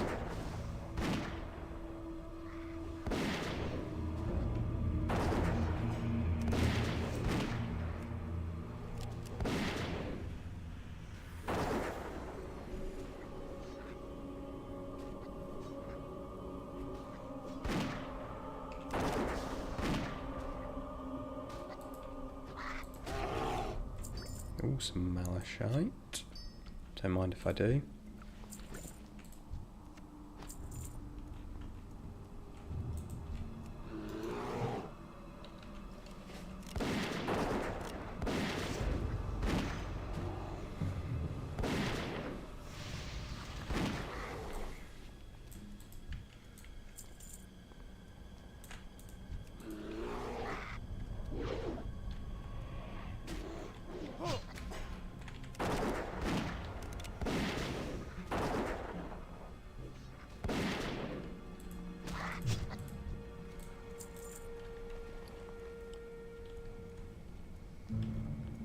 Okay, so we've got a lovely selection of items from all of those.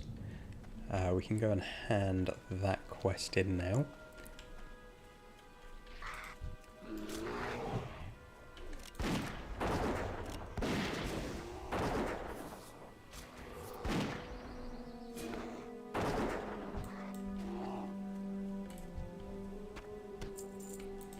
Oh yeah, we need their ears as well. I know there's quite a few tunnel rats over here, so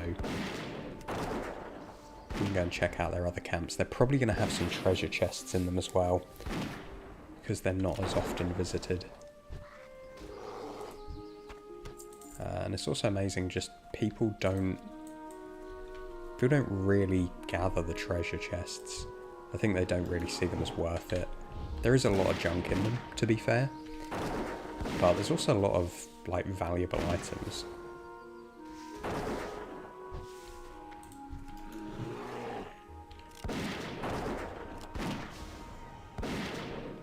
Like, even if you were just, you know, even if you weren't doing any of the farming that I'm doing, even if you just did the quests and put a lot of these items up on the auction house, you'd probably earn quite a lot of gold just from the leveling process.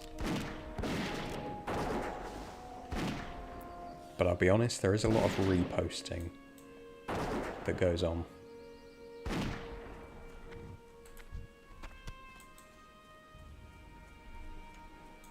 So it takes patience, because, you know, these items that potentially sell for 1 or 2 gold, they're not going to sell every day.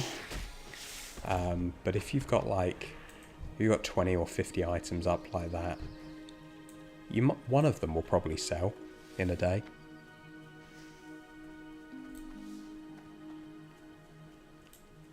So it's just about having a big catalogue of items. I've got 2 unspent talent points here. Critical strike chance. Yeah, let's go for crit chance.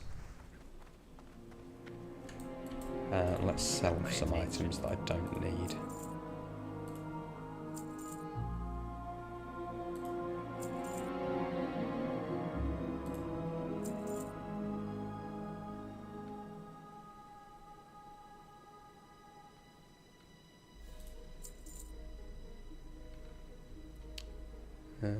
Some of these things may sell.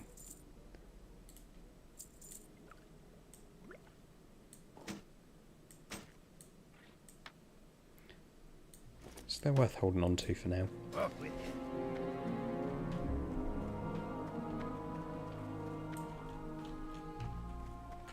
Interest ya in a pint?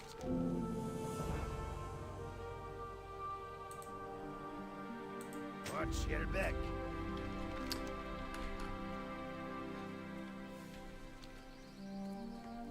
Okay, let's farm some beasts for the Thelsamar blood sausages, and also finishing off the rat ears. And while we're doing so, I imagine we're going to encounter a few different treasure chests, and hopefully some copper and tin ore as well.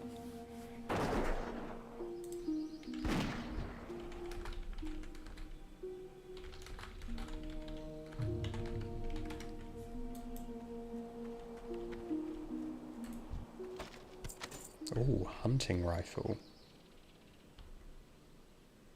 Okay, and a recipe as well, succulent pork ribs. Potentially selling for about 40 silver, nice.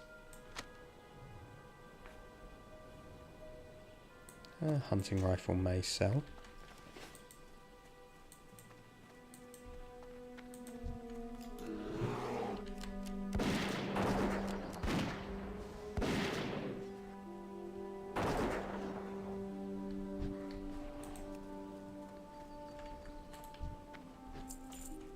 And because we're a dwarf, we can track treasure as well, which is insanely helpful in this challenge.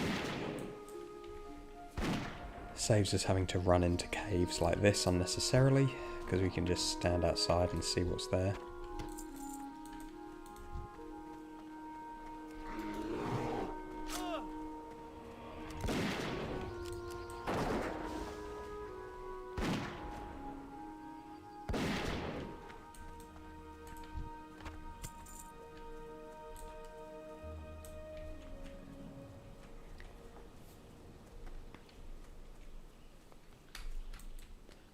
Copper ore up here, but I do not know how to reach it. Oh, there we go. Oh, tin ore, even better.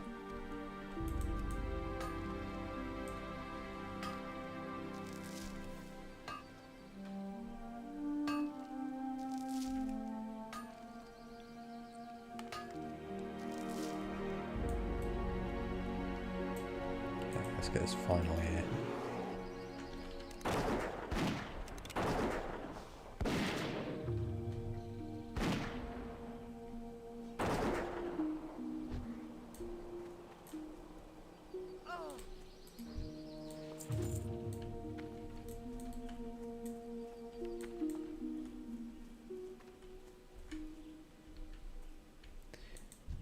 There's a lot of tunnel rats here, but I think we're equal to the challenge.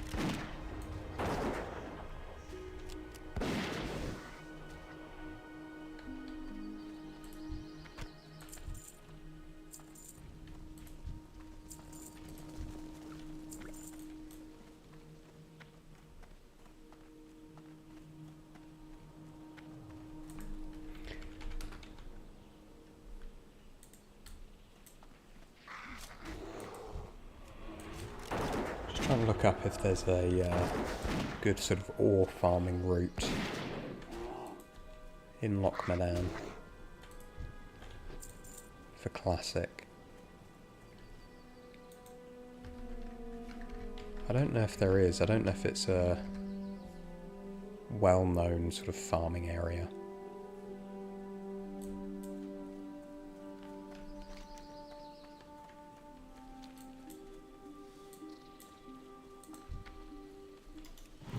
We'll just explore the zone and sort of find out.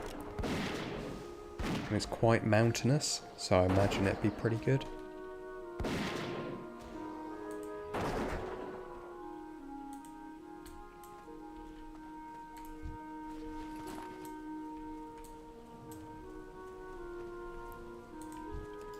And one of our rules is we can't group up, so these quests here that people are talking about, which are the sort of elite quests I think that happen in this part of the zone. Oh yeah, we've actually got one of them in our quest log here, mercenaries. Yeah, an elite quest. They're going to be really hard for us to do because we're going to have to be doing them solo. Obviously really helps being a hunter. And it's cool that there's some elites in this zone because they're going to give us access to some really good drops.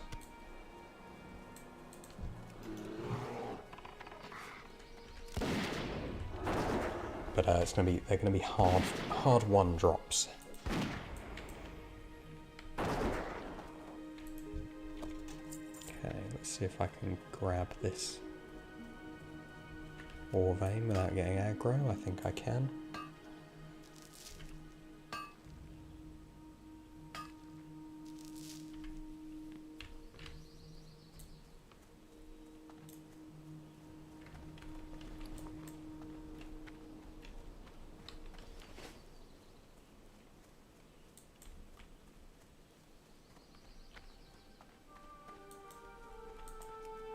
Check for treasure. Oh, good job we did. There's one right next to us.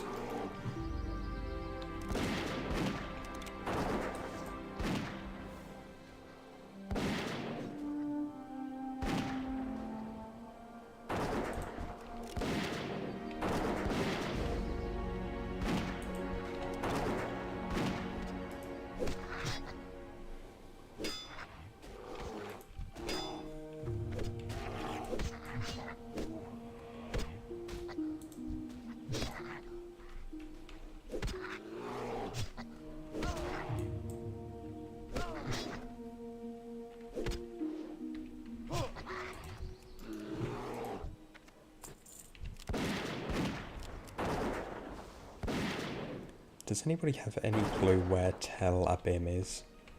Because the only reference I know that it's their bananas.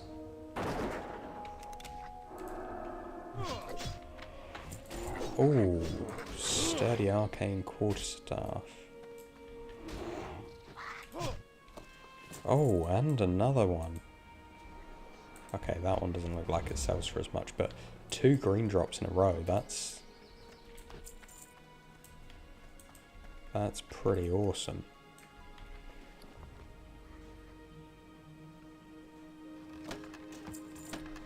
Another 2 silver bars.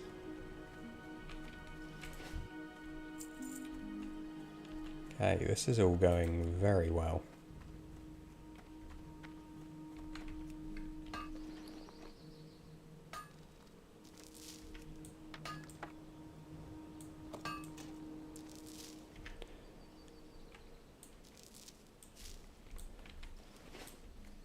Okay, I'm really happy with that. So this sturdy quarterstaff maybe sells for 50 to 75 silver. The mace, it's saying it's got a low sale price, but I don't think that's true. I think any green item for people who are leveling their enchanting, they're going to pay a decent amount for it. So I'm willing to bet that that's probably going to sell for another, about the same, 50 to 75 silver.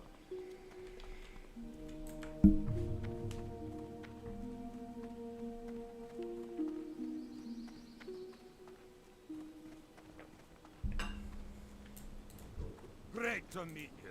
Okay, here are your rat ears. Keep your feet on the ground. Okay, what quests have we got next? We can't do Stormpike's order because that is to go to Stormwind. So we've got the blood sausages. What can And I then do? not a whole lot else really.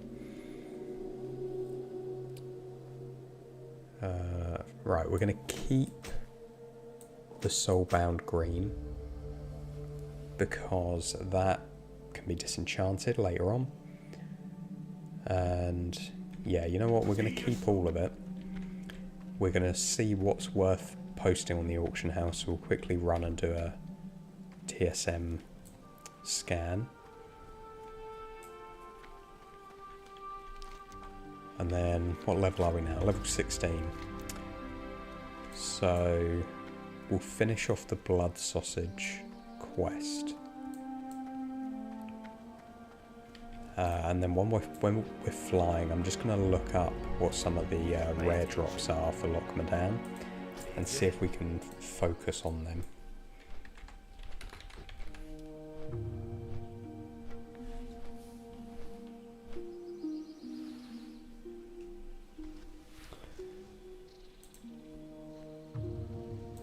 So, great thing you can do.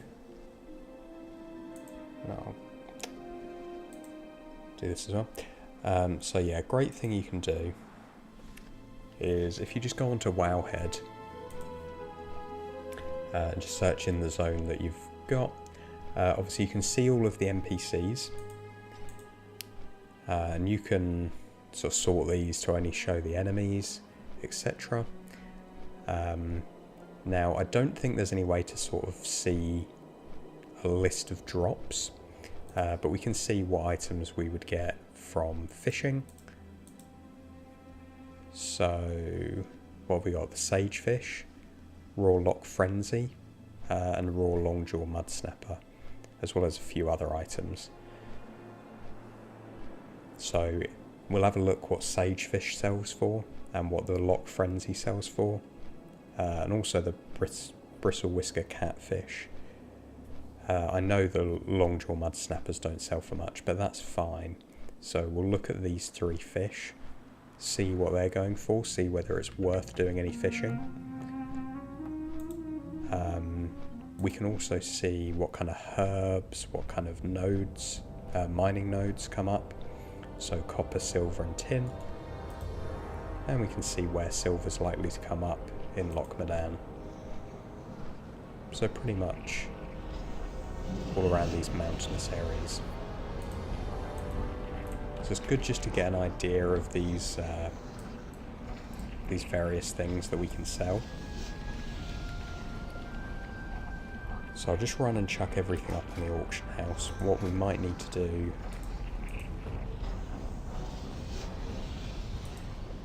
Oh, actually, what's going to be really good is to get some bronze.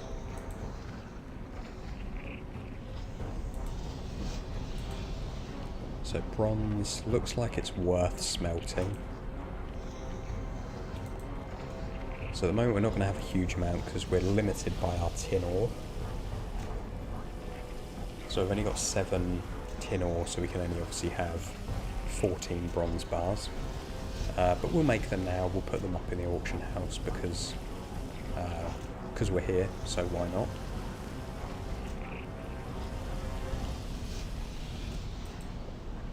So I'll make 7 copper bars as well.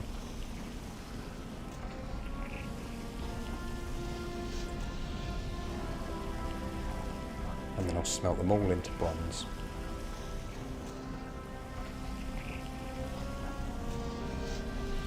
I'm not going to worry too much about my engineering at the moment. We're just going to get some... We're just going to put some trade goods up nice and early. Because trade goods sell well. We need a little bit of cash injection, to be honest with you.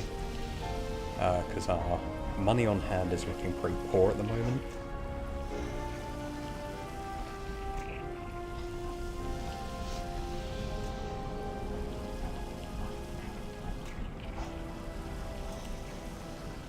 And you know what, I'm going to go ahead and I'm just going to smelt all of that copper as well.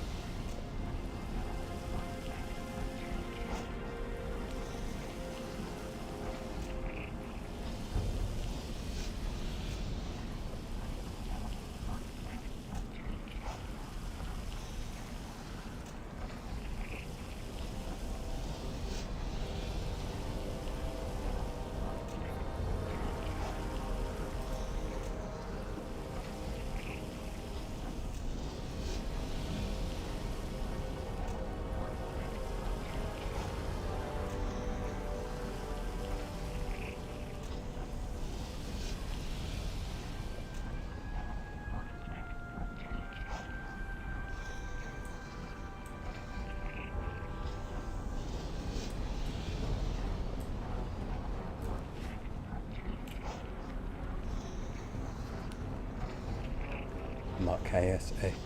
Oh, the sound of the copper bars being smelted. Yeah, there should be like a YouTube video. There probably is, which is just like crafting noises in WoW on a loop to fall asleep to.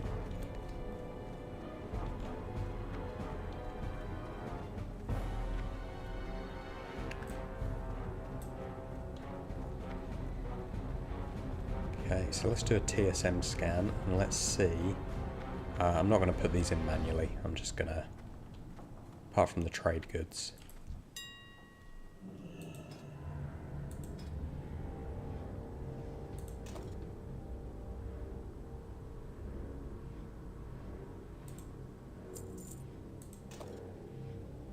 Okay, copper bars are selling for a good price. Anything over 2 silver is really good. Bronze bar, okay, not bad either. Rough stone is tanked again. Everything else, I will just do a post scan on TSM.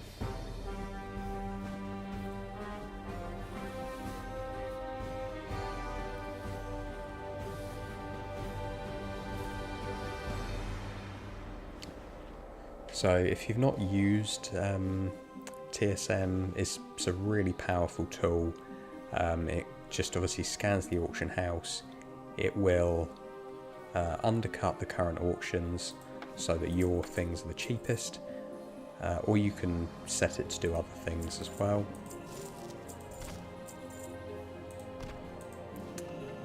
And then you literally just with one click you can put everything up on the auction house. You should be the cheapest person.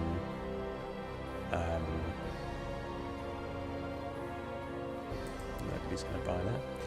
you should be the cheapest person, and if it's not worth selling, it will tell you. So it won't. Let's just make sure I'm not putting anything up that's part of the quest.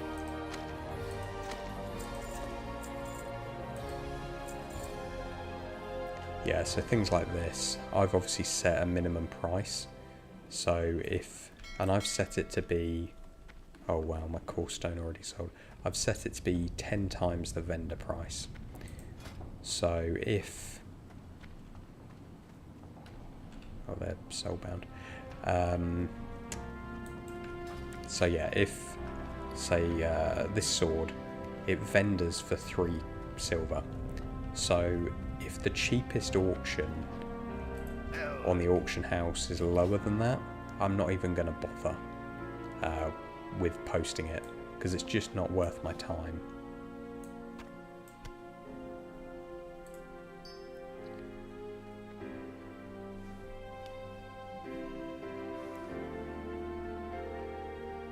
Okay, so there's some stuff that we can just vendor straight away. I do want to put that in there. We're also going to need to buy some more shots because we're running low on ammo.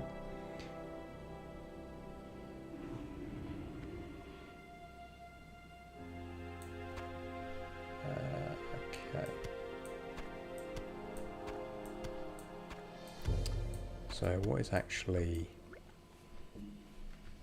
needed? The boar intestines. Oh, the bear meat. So they're quest items. They're to be sold. Everything here is just miscellaneous trade goods.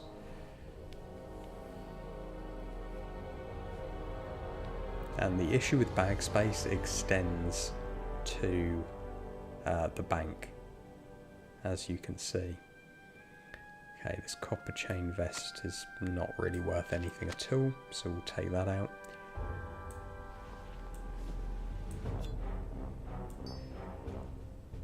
We'll put them in there.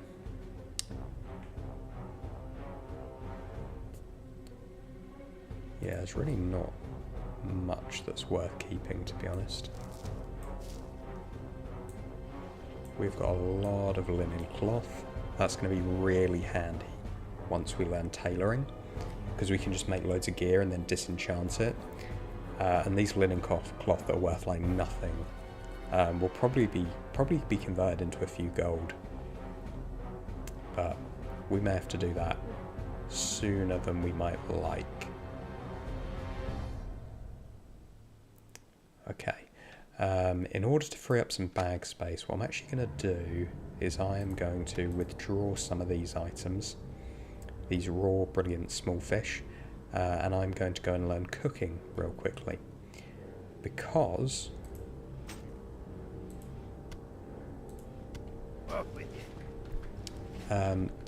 there are some good cooking recipes that you can get that are actually worth a decent chunk of money to sell. Now, I haven't learned cooking, and I can't quite remember where it actually is. Oh, it's just near the flight master. That's handy. So I picked up this recipe for brilliant small fish from the fishing ender when I was learning fishing, and I've already done a little bit of fishing in Dunmorrow. Raw brilliant small fish don't sell for a lot at all, so I'm not really bothering with selling them, but what I am going to do is I'm going to use them to level up my fishing. And any miscellaneous meat that I get, if it's not worth selling, then what I'll do is I'll just cook it to level up my cooking skill, because then once we start getting to a decent level, we can start cooking up some food that people will pay for. It's a bit of a long-term investment, to be honest. Cooking supplies. Where's the cooking trainer?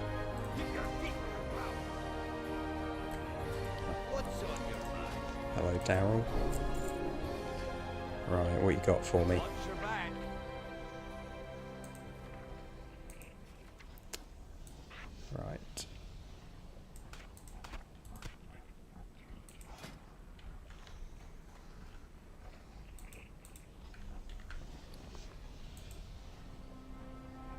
Okay, so let's learn this recipe. Brilliant small fish. And then we can make 30 of these guys.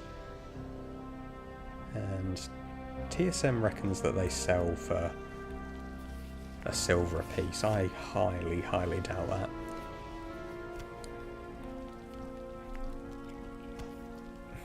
I suppose people may buy it as food for pets.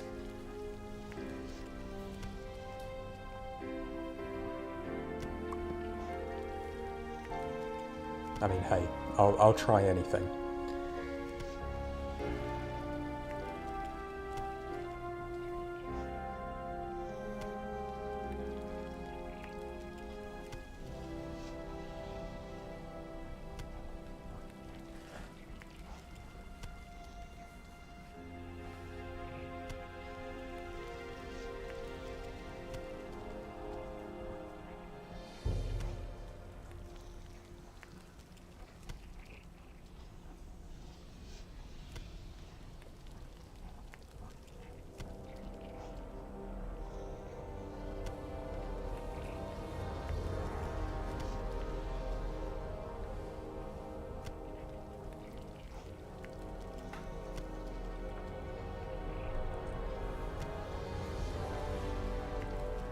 Burrito.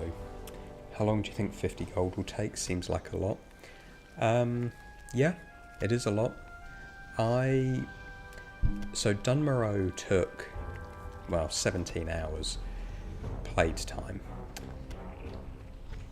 But bear in mind that pretty much everything that we had in that zone really didn't sell for much at all.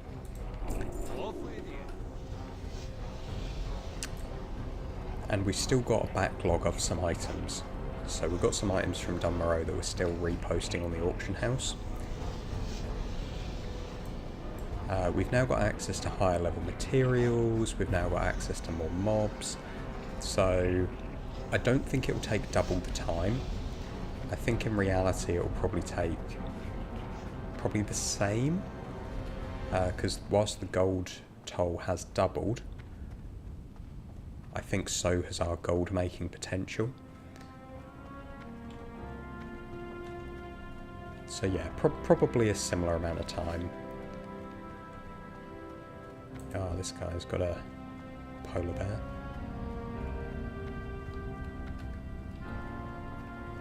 Now I'm purposely not checking my mailbox because I know there's a few things in there from last video. Right, let's see what these... Even if they sold for 48 copper, that'd be really good. I'll take that. Put them up, because there's no deposit as well, so we might as well just list them, see what happens. Copper chain vest is worth the square root of nothing. We'll chuck that on there as well. Tough jerky. Like I say, weirdly, people buy this for like 7-8 silver each, and I have no idea why. But hey, we'll put it on and see what happens. But yeah, by rights, nobody should be paying 40 silver for 5 tough jerky when you can buy them for coppers ordinarily.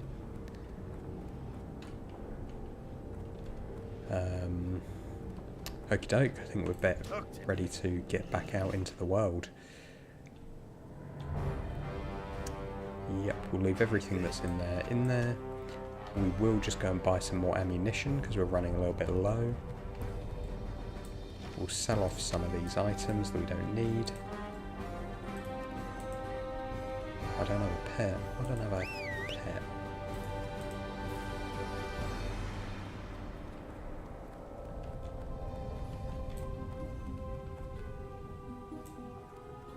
What can I do for you? Alright, 600 more shots. That should keep us going. We'll sell off all of those. Okay, and then we're looking Safe travels. pretty lean. Feed him that other bit of cheese. And we'll head back to Loch Modan.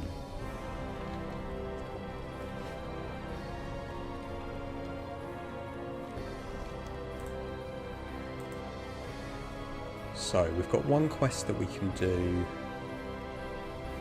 for Thelsamar. It might be worth now going and doing this quest, because we've gained a level, and to be honest, we don't have a whole lot else that we can do. We could obviously go... We could go and find Bingles. And we could do some fishing, actually. Both of those are not a bad shout. Oh, I didn't look up the fish prices. But that's okay. What I'll do is I'll do a little bit of fishing, and then the tooltips will just tell me how much they're selling for.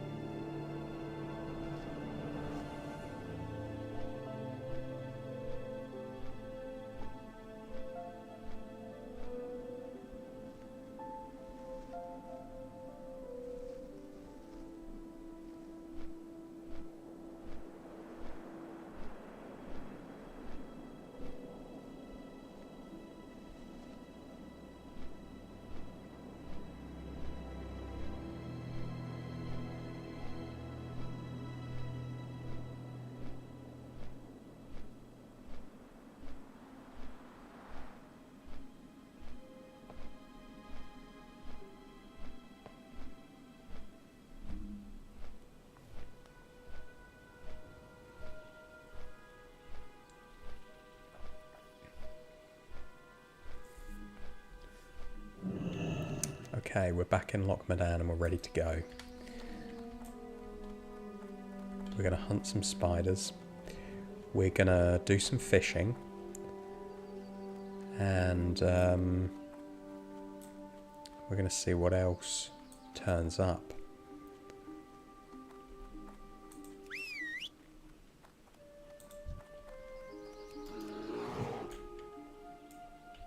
We're also going to try killing some just random mobs, just see what drops.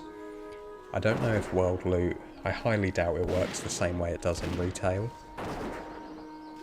But basically in retail, the first sort of couple of kills you get, the first few kills you get on a certain mob type, have a better chance of dropping better loot, basically. No idea if that's the way it is now, or in Classic, but we'll see. So, this looks like a good secluded spot. Actually, I know of a better spot, and that is where the actual fishermen are. Yeah.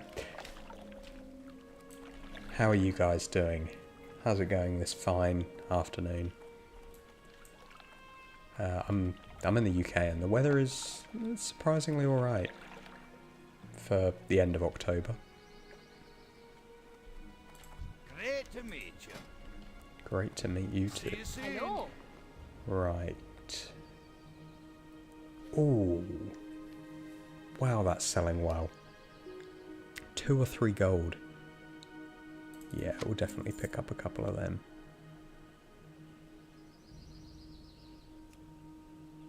A strong fishing pole. That's going to take out all of my income. But you know what? It's worth it. See you soon. It is worth it for a +5 fishing skill. Okay, so let's have a little look what these fish sell for. I've got a fishing skill of 50, so we should be high enough fishing level to actually fish without issues. I would say we could go and get a lure, but well, we've only got a silver left. Okay, Rawlock Frenzy. Selling for about 2 silver each. Okay. That's good. We'll take that. That's really good, actually. Raw longjaw mud snapper, really not worth, well, anything.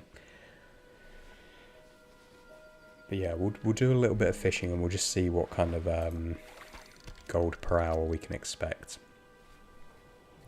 The raw brilliant small fish and the longjaw mud snappers, they're good for leveling cooking, because this requires a cooking of 1 and it'll get us to level 50. This requires a level of 50 and I don't know how high it will get us, but bristle whisker catfish, also not worth a huge amount, but the raw lock frenzy is worth a fair amount, so it'll be interesting to see in what proportions these drop. Muck. Good, you're loving the series. It's quite chill but interesting to see how much gold can be made in these zones. Yeah. Firstly, thank you. I'm glad you're enjoying the series. I don't know if I can call it a series yet because there's only 1 episode, but yeah, it's fascinating to me what items sell and what don't on Classic, because I've watched other similar videos, so Patholerics obviously doing a great retail gold bound series at the moment. A lot of the income that he gets is from transmog, and I didn't think that would really be possible in Classic. Like, I knew there'd be some items that people would want, but I thought by and large grey and white items are going to be worthless. But they've really not been. Like, they've really sold well. I understand green items because people are buying them to level their ults, but like grey and white items I just wouldn't have thought would have any value, but they do. In fact, they've been carrying this challenge, because I reckon, I don't know, at least half of what we got in the last zone was from low level items, not trade goods. I'm talking gear. So yeah, it's fascinating. Sometimes you can work it out. Something will have a unique appearance, or it will be really rare. I understand that. And then random stuff. Look, your auction of haunch of meat sold. Haunch of meat. I can only assume that's people buying it to feed their pets. But why would anybody purchase that when you could literally just go to a vendor? But people do. I feel like something else sold as well. Oh, it was the coarse stone, wasn't it? Bronze bar, coarse stone. Yeah, I expect trade goods to move quickly. But yeah, the haunch of meat, etc. I can't believe that stuff sells. Getting a few fish getting away, so it might be worth just putting a shiny bauble on or something.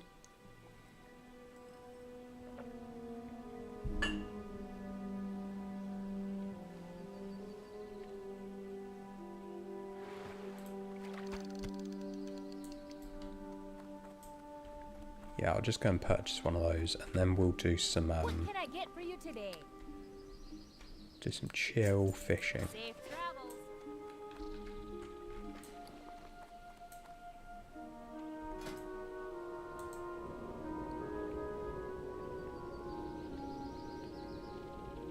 Okay, so my fishing skill's now at 90. Sorry, my fishing skill's now at 90, so we should be alright. These fish shouldn't be escaping.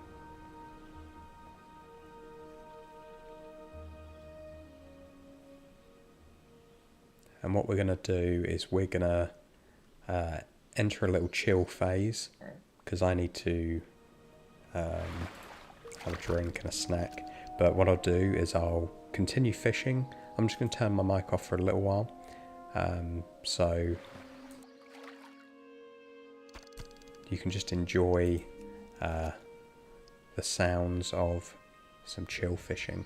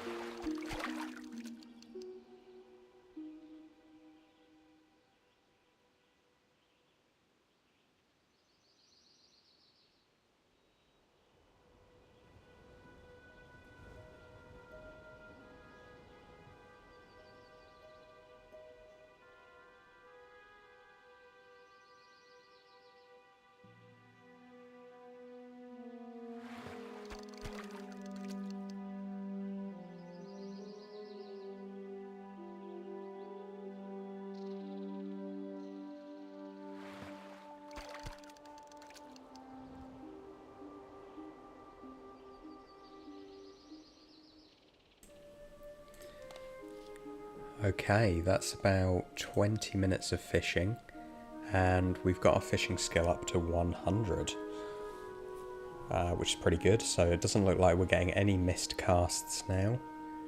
And we seem to be getting a lot more of the Loch Frenzy. I don't know if that's tied to the skill, or whether that's just RNG sorting itself out. But let's have a little look at what we've pulled in those 20 minutes. So just do one last cast, hoping for a Loch Frenzy.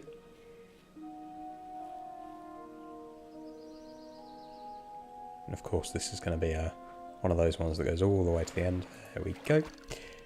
Okay, so let's do a little tally up. So we've got 21 of these raw Loch Frenzies, and they're worth about 2.5 silver each, so about 50 silver. We got some bristle whisker catfish, not worth a huge amount, probably about 5 silver between them. We've got the longjaw mud snappers, not even going to add them up because you might as well just vendor them. The raw brilliant small fish, worth maybe 3 silver. So the vast majority of that income is from the raw Loch Frenzies.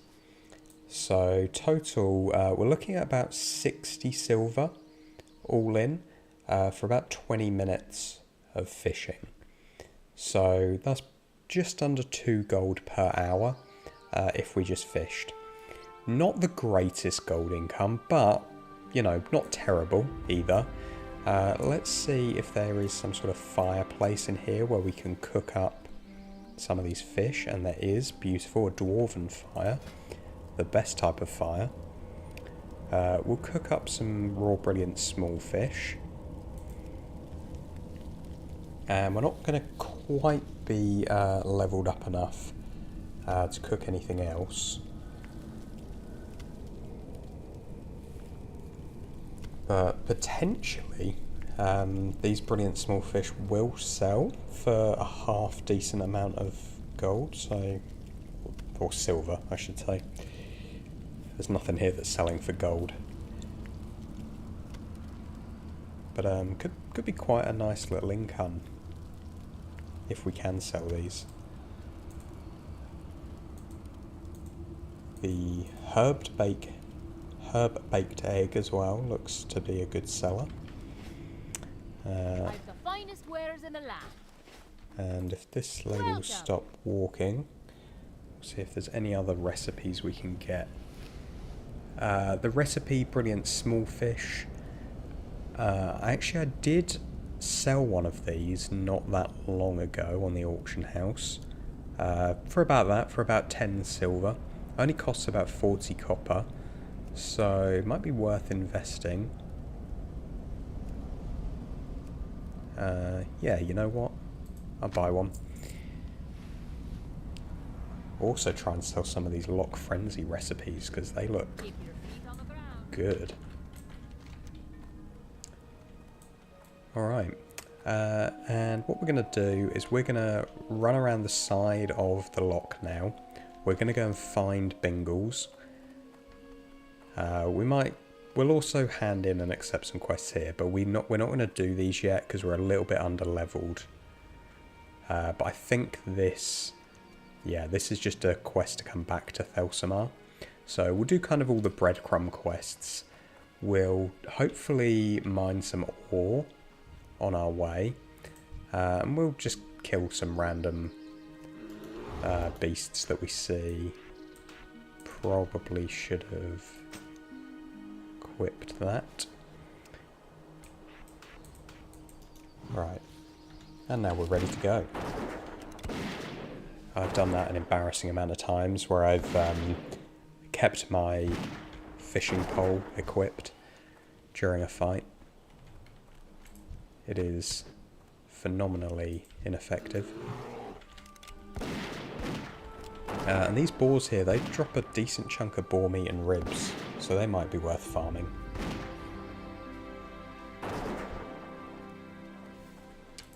And when we first go into a zone, that's really what we're doing. We're just kind of we're just kind of getting an idea of all of the different farms, all of the different mobs there are and what they drop, so that we can later start to come up with some farming routes.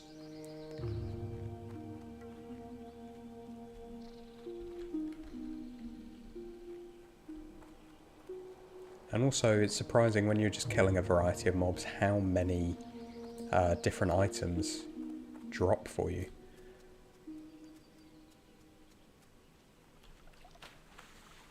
Got some underwater ore here.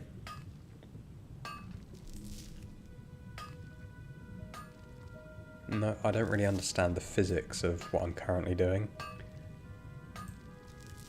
But hey, if it gets me ore, I'll just accept it. Okay.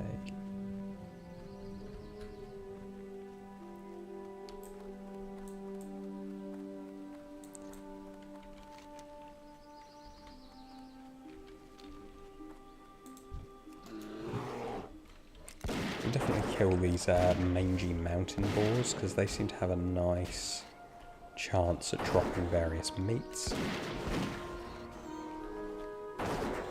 I'll have a little look into what they drop for skinning as well, because it may be that it's worth picking up skinning if we're going to be killing lots of beasts.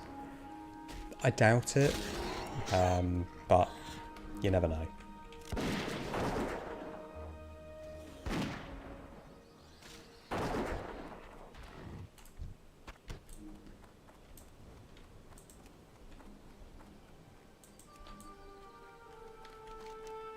So yeah, down there is what we were talking about. There's the entrance to the Badlands here.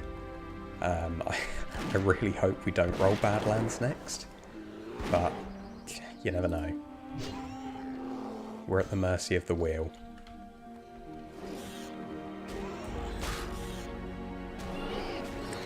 What would I do if we actually unlocked Badlands next? I don't know what ores there are. May be able to mine. There may be some fishing. I assume there's some sort of water within there somewhere. Beyond that, I'm not really going to be able to kill many mobs because they're going to hugely out-level us.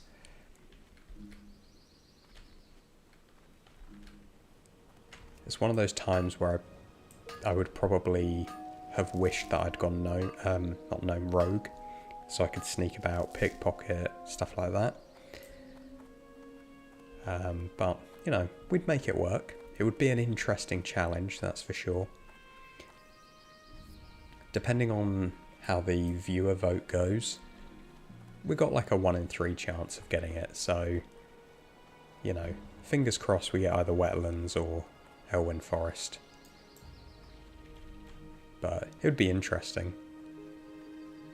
It would certainly be a challenge.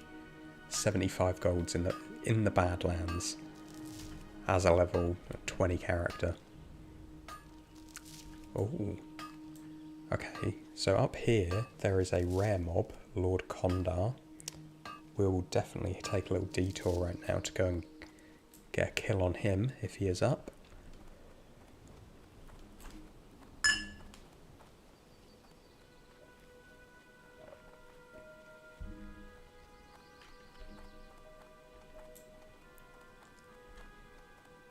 Thing is, rare beasts don't tend to drop very good items.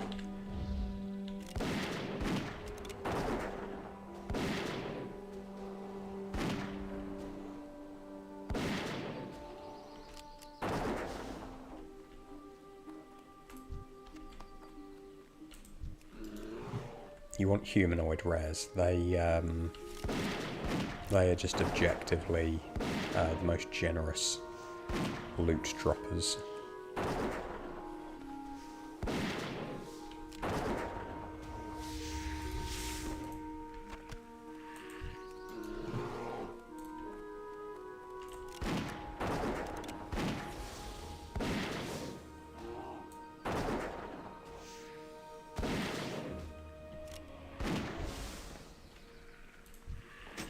Ooh, a veteran shield. I'm surprised that doesn't sell for more, because that seems like the kind of thing... Like a shield...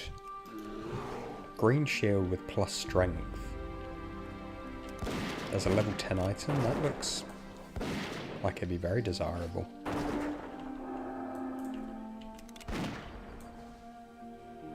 Okay, doesn't look like Lord Condar is up. Which is surprising, because I don't feel like many players would have gone out of their way to kill him. Maybe he's up high on one of these hills or something.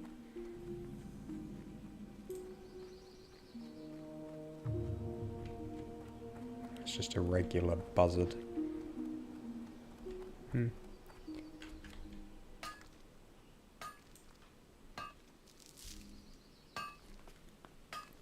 Also just don't know what his, you know, respawn timer is.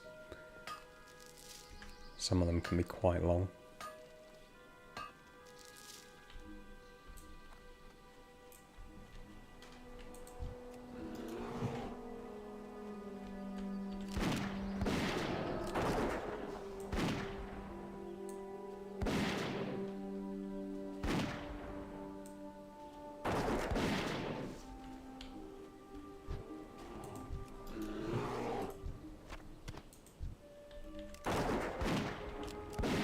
One thing I do want to do is I'm going to go back to, not on stream, but at some point I'm going to go back to Ironforge and have a little look at what engineering recipes there are. Because a gun upgrade would be great. Because this gun we've got, it's a level 9 item. It's a white item, doesn't even have any, like, additional stats or anything. So an upgrade on it would be very welcome. Because what we got, 5 damage per second. I feel like we could easily double that with the right item.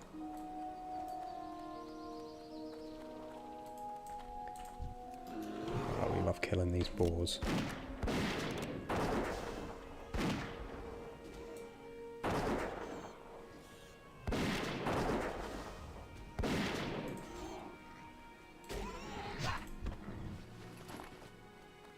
Oh, my auction of silver bar sold. That's good. Because I feel like that was like, I don't know, what, 60, 70 silver? Safe travel. Okay. These are level 18 quests, so... How are you? Watch your back. we won't do them now. But the breadcrumb quest is good, because we... Okay. And that's got quite a lot of back and forth. Go to Ironforge, come back here. Resupply the excavation, etc, etc. So there's...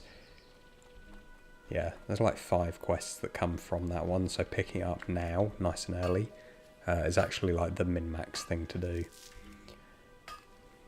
And I wasn't doing this with the intention of min-maxing that quest line, but if it works out well, it works out well. And what's mad is we still need some stuff for this blood sausage. Can't believe how difficult the spider ichor is to get. I'm surprised it doesn't sell for more. Like, it just sells in the auction house basically for its vendor price. Whereas I would expect an item with that poor a drop rate, I would think people would be flocking to the auction house to buy it.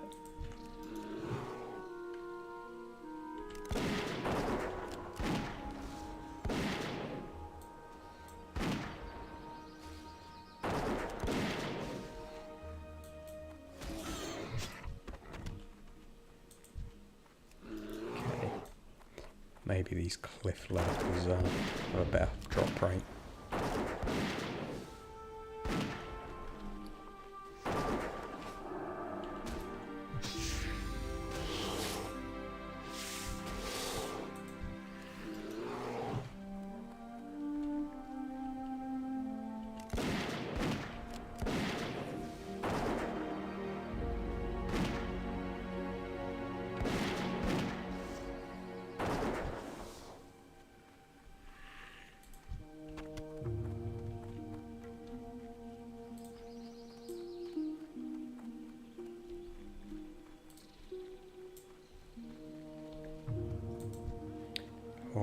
Bingle's Blastenheimer. What can I do for you? Hey! Alrighty then. Fetch his supplies. Yep.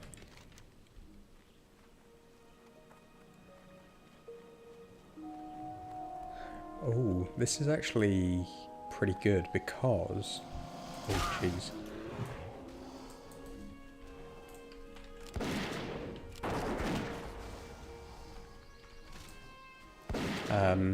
Because some of these trogs that we need for this quest down here actually spawn up here near where Bingle's things are. So again, it's a pretty good way to do it. I feel like there is a quest to do with these crocolisks as well, but I don't know what that is.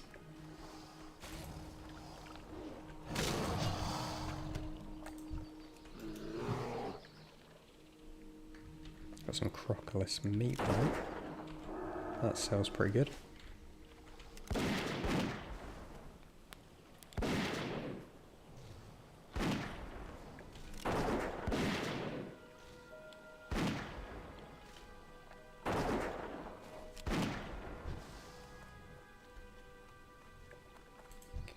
And what we're really looking for is the large Loch crocolisk.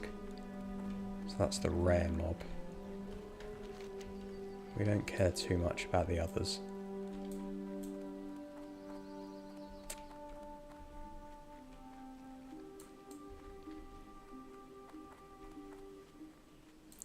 Black Bear Patriarch.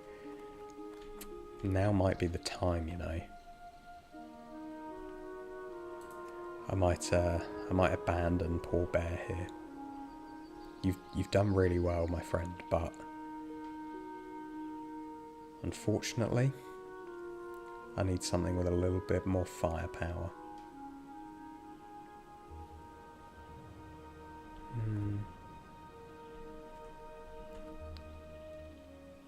No, I can't bring myself to do it. I have too much of a heart. I'm going to keep them for now. Only because I don't know if that bear is actually an upgrade. I need to look on Petopia.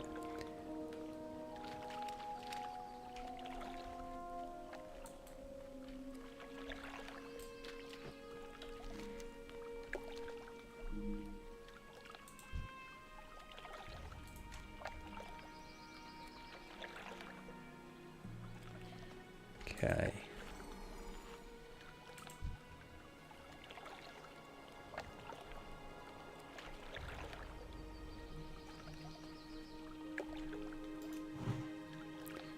Right. You got your bonus damage. Now there are a lot of enemies around here. A lot, so... Oh, jeez, that's what I was worried about. Okay, only pulled 3. 3 is an achievable amount to kill.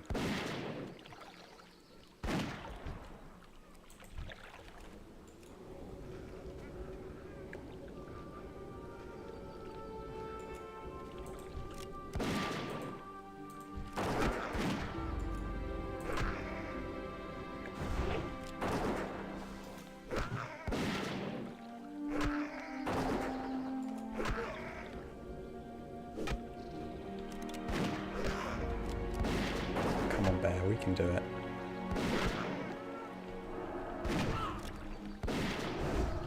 Jeez. Ah. Not looking at my own health there.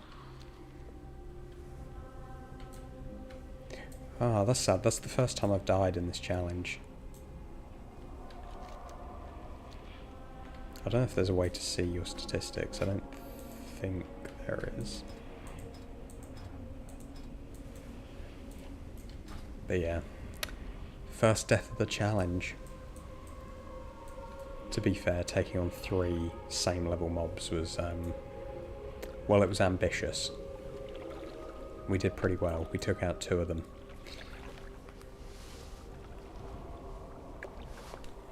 I think if I'd have wing clipped him, I probably could have got away before my bear took the aggro.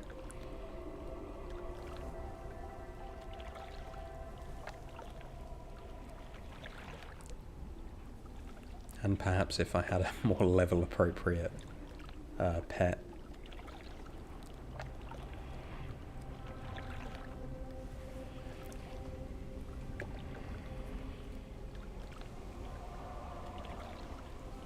But it's quite a hard level. Like this quest suggests you need to be level 15, but you're going to be doing a lot of death runs if you're doing this quest to level 15.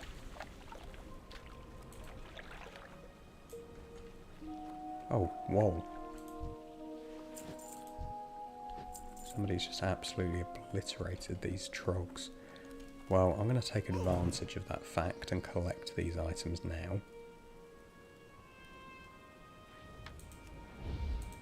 Your pet's not dead? Oh, because I died before he did. Wow, this gnome mage is just powered through here. Okay. Let's heal up.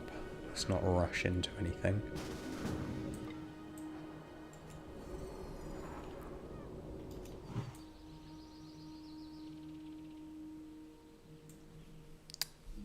I'm sorry, my friend.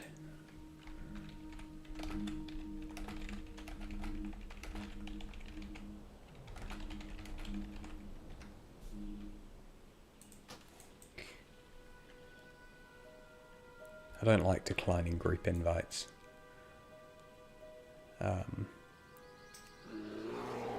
But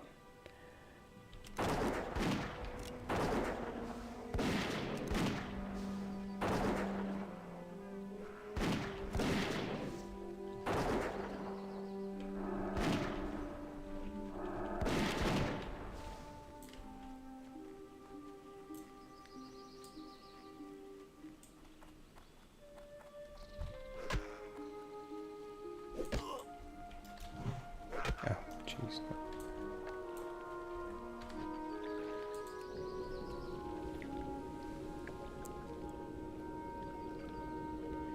Yeah, I mean, I know it doesn't really break the challenge to do quests with people, but it just sets a precedent, right?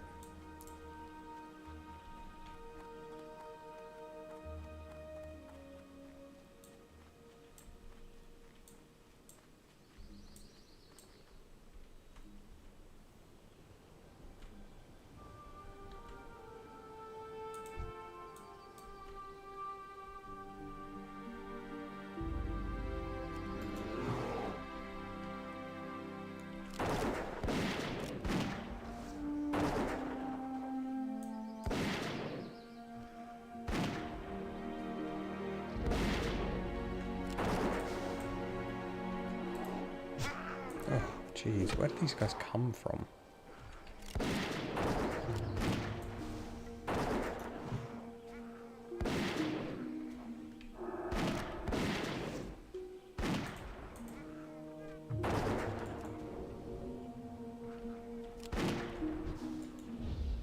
Oh. What? How did they not kill you already? Because you have the ability to heal yourself, of course.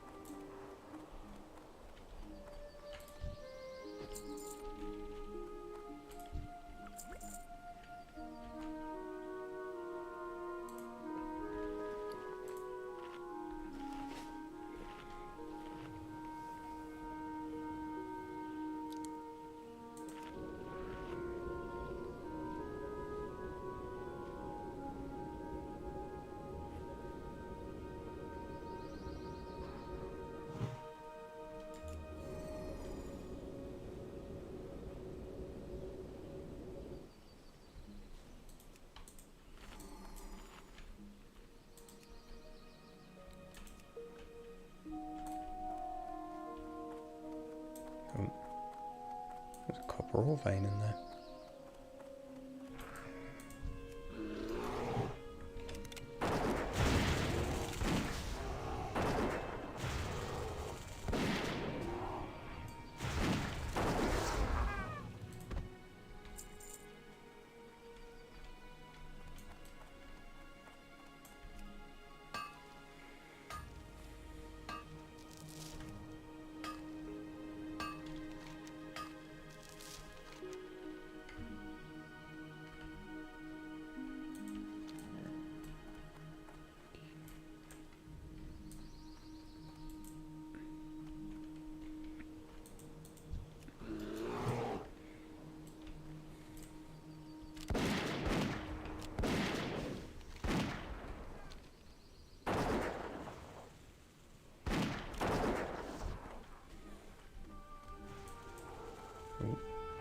Jeez, he's attracted some unwanted attention. Oh, a lot of unwanted attention.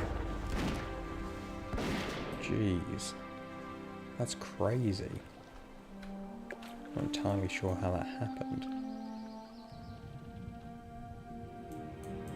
No. Oh no. Just what I didn't need.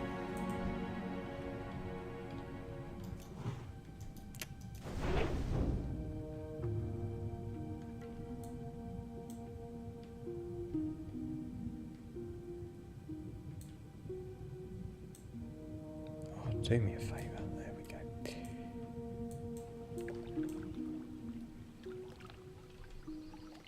Man, this quest is hard.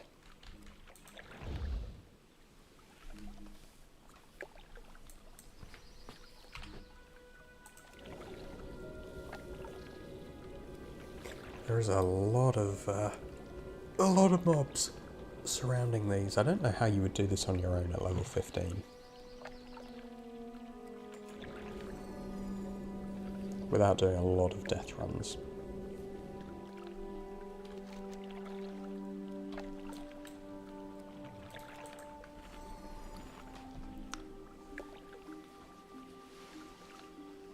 Right, we've got a healthy looking inventory, full of trade goods, full of green items. It's pretty great. Okay.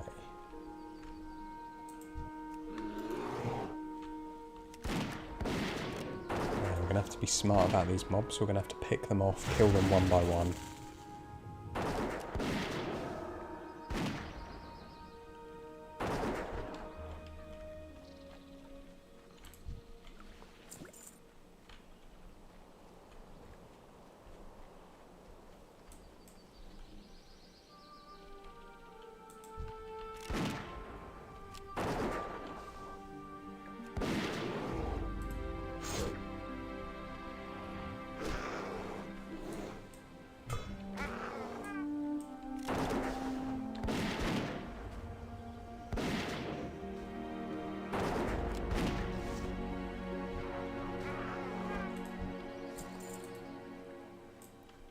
I do have to say though, tough as this is, I do absolutely love this about Classic. Like how smart you've got to be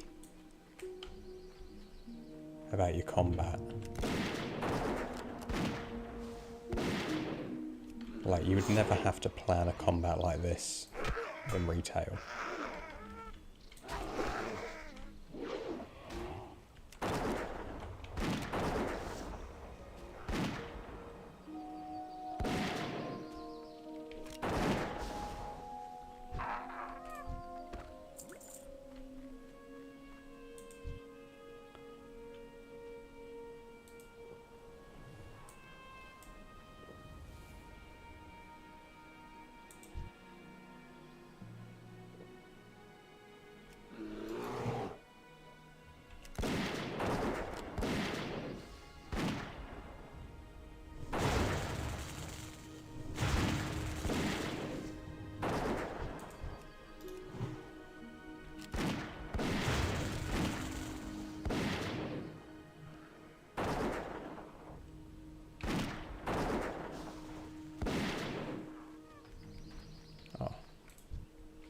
Fantastic, but then when you do it, it's so rewarding. It's not like I've just run to a place and clicked on a quest objective. I've earned Bingle's tool bucket.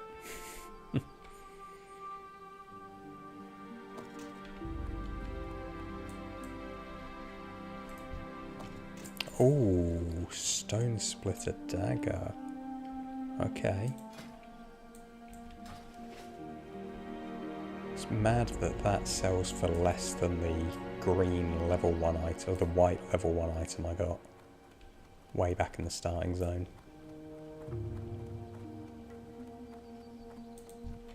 There's one thing I don't understand in this world, it is the WoW economy.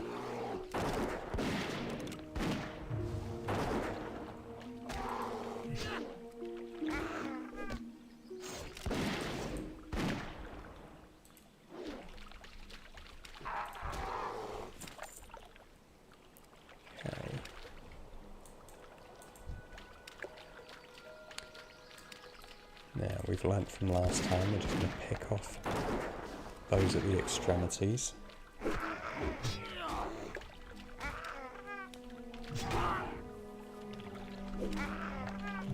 Just be methodical, take them one at a time.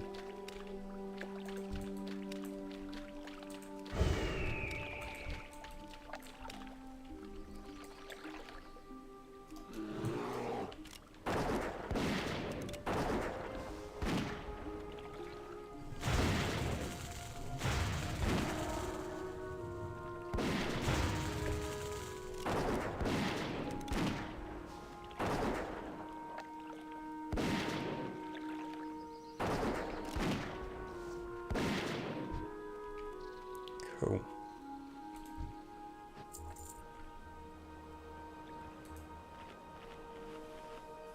Right.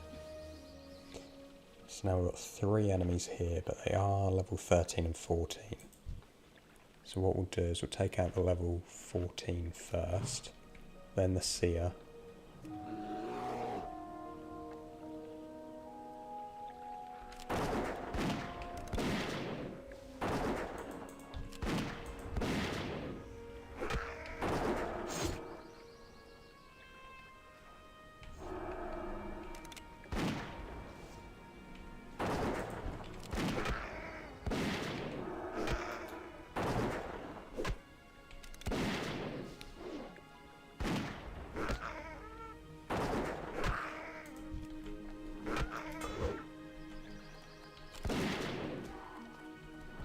Oh, that wing clip didn't last long.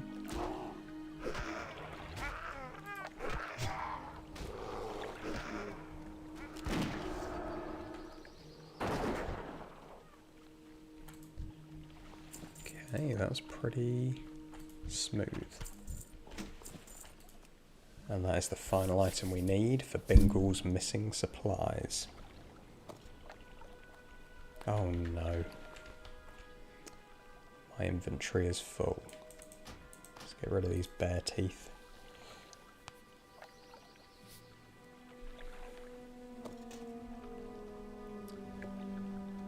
Fantastic. Right, there is no way that Hunter's Boots is selling for 12 gold. Not a snowball's hope in hell. Alright. Now seems like a good time to hearth back to Thelsamar.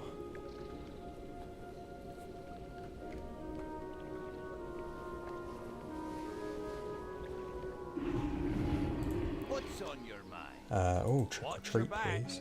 Oh. What can I get for you Oh today? no, I missed out on the thing. Oh well.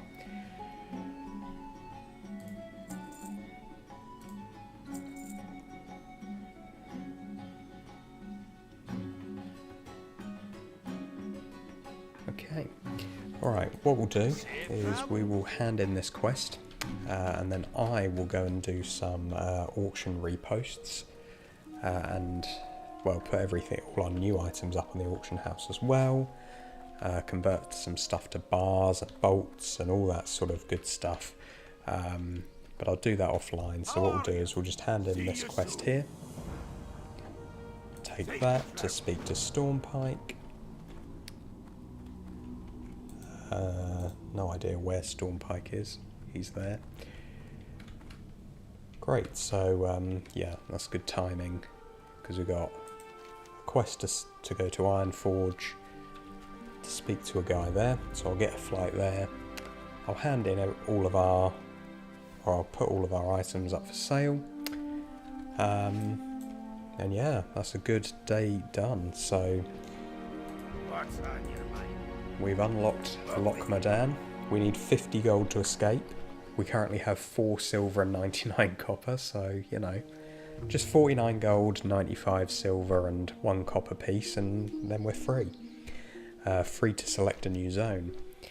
And those new zones could be Elwyn Forest via the Deep Run tram, could be north to the wetlands through Loch Modan, or the Badlands south from Loch Modan, because there is a path to that zone. Now we really don't want the Badlands, but we're just going to have to see how we go and see what the luck of the wheel gives us. For now, that's the end of the stream. Thank you so much for joining. I'll see you in the next one. For now, go with peace, friends.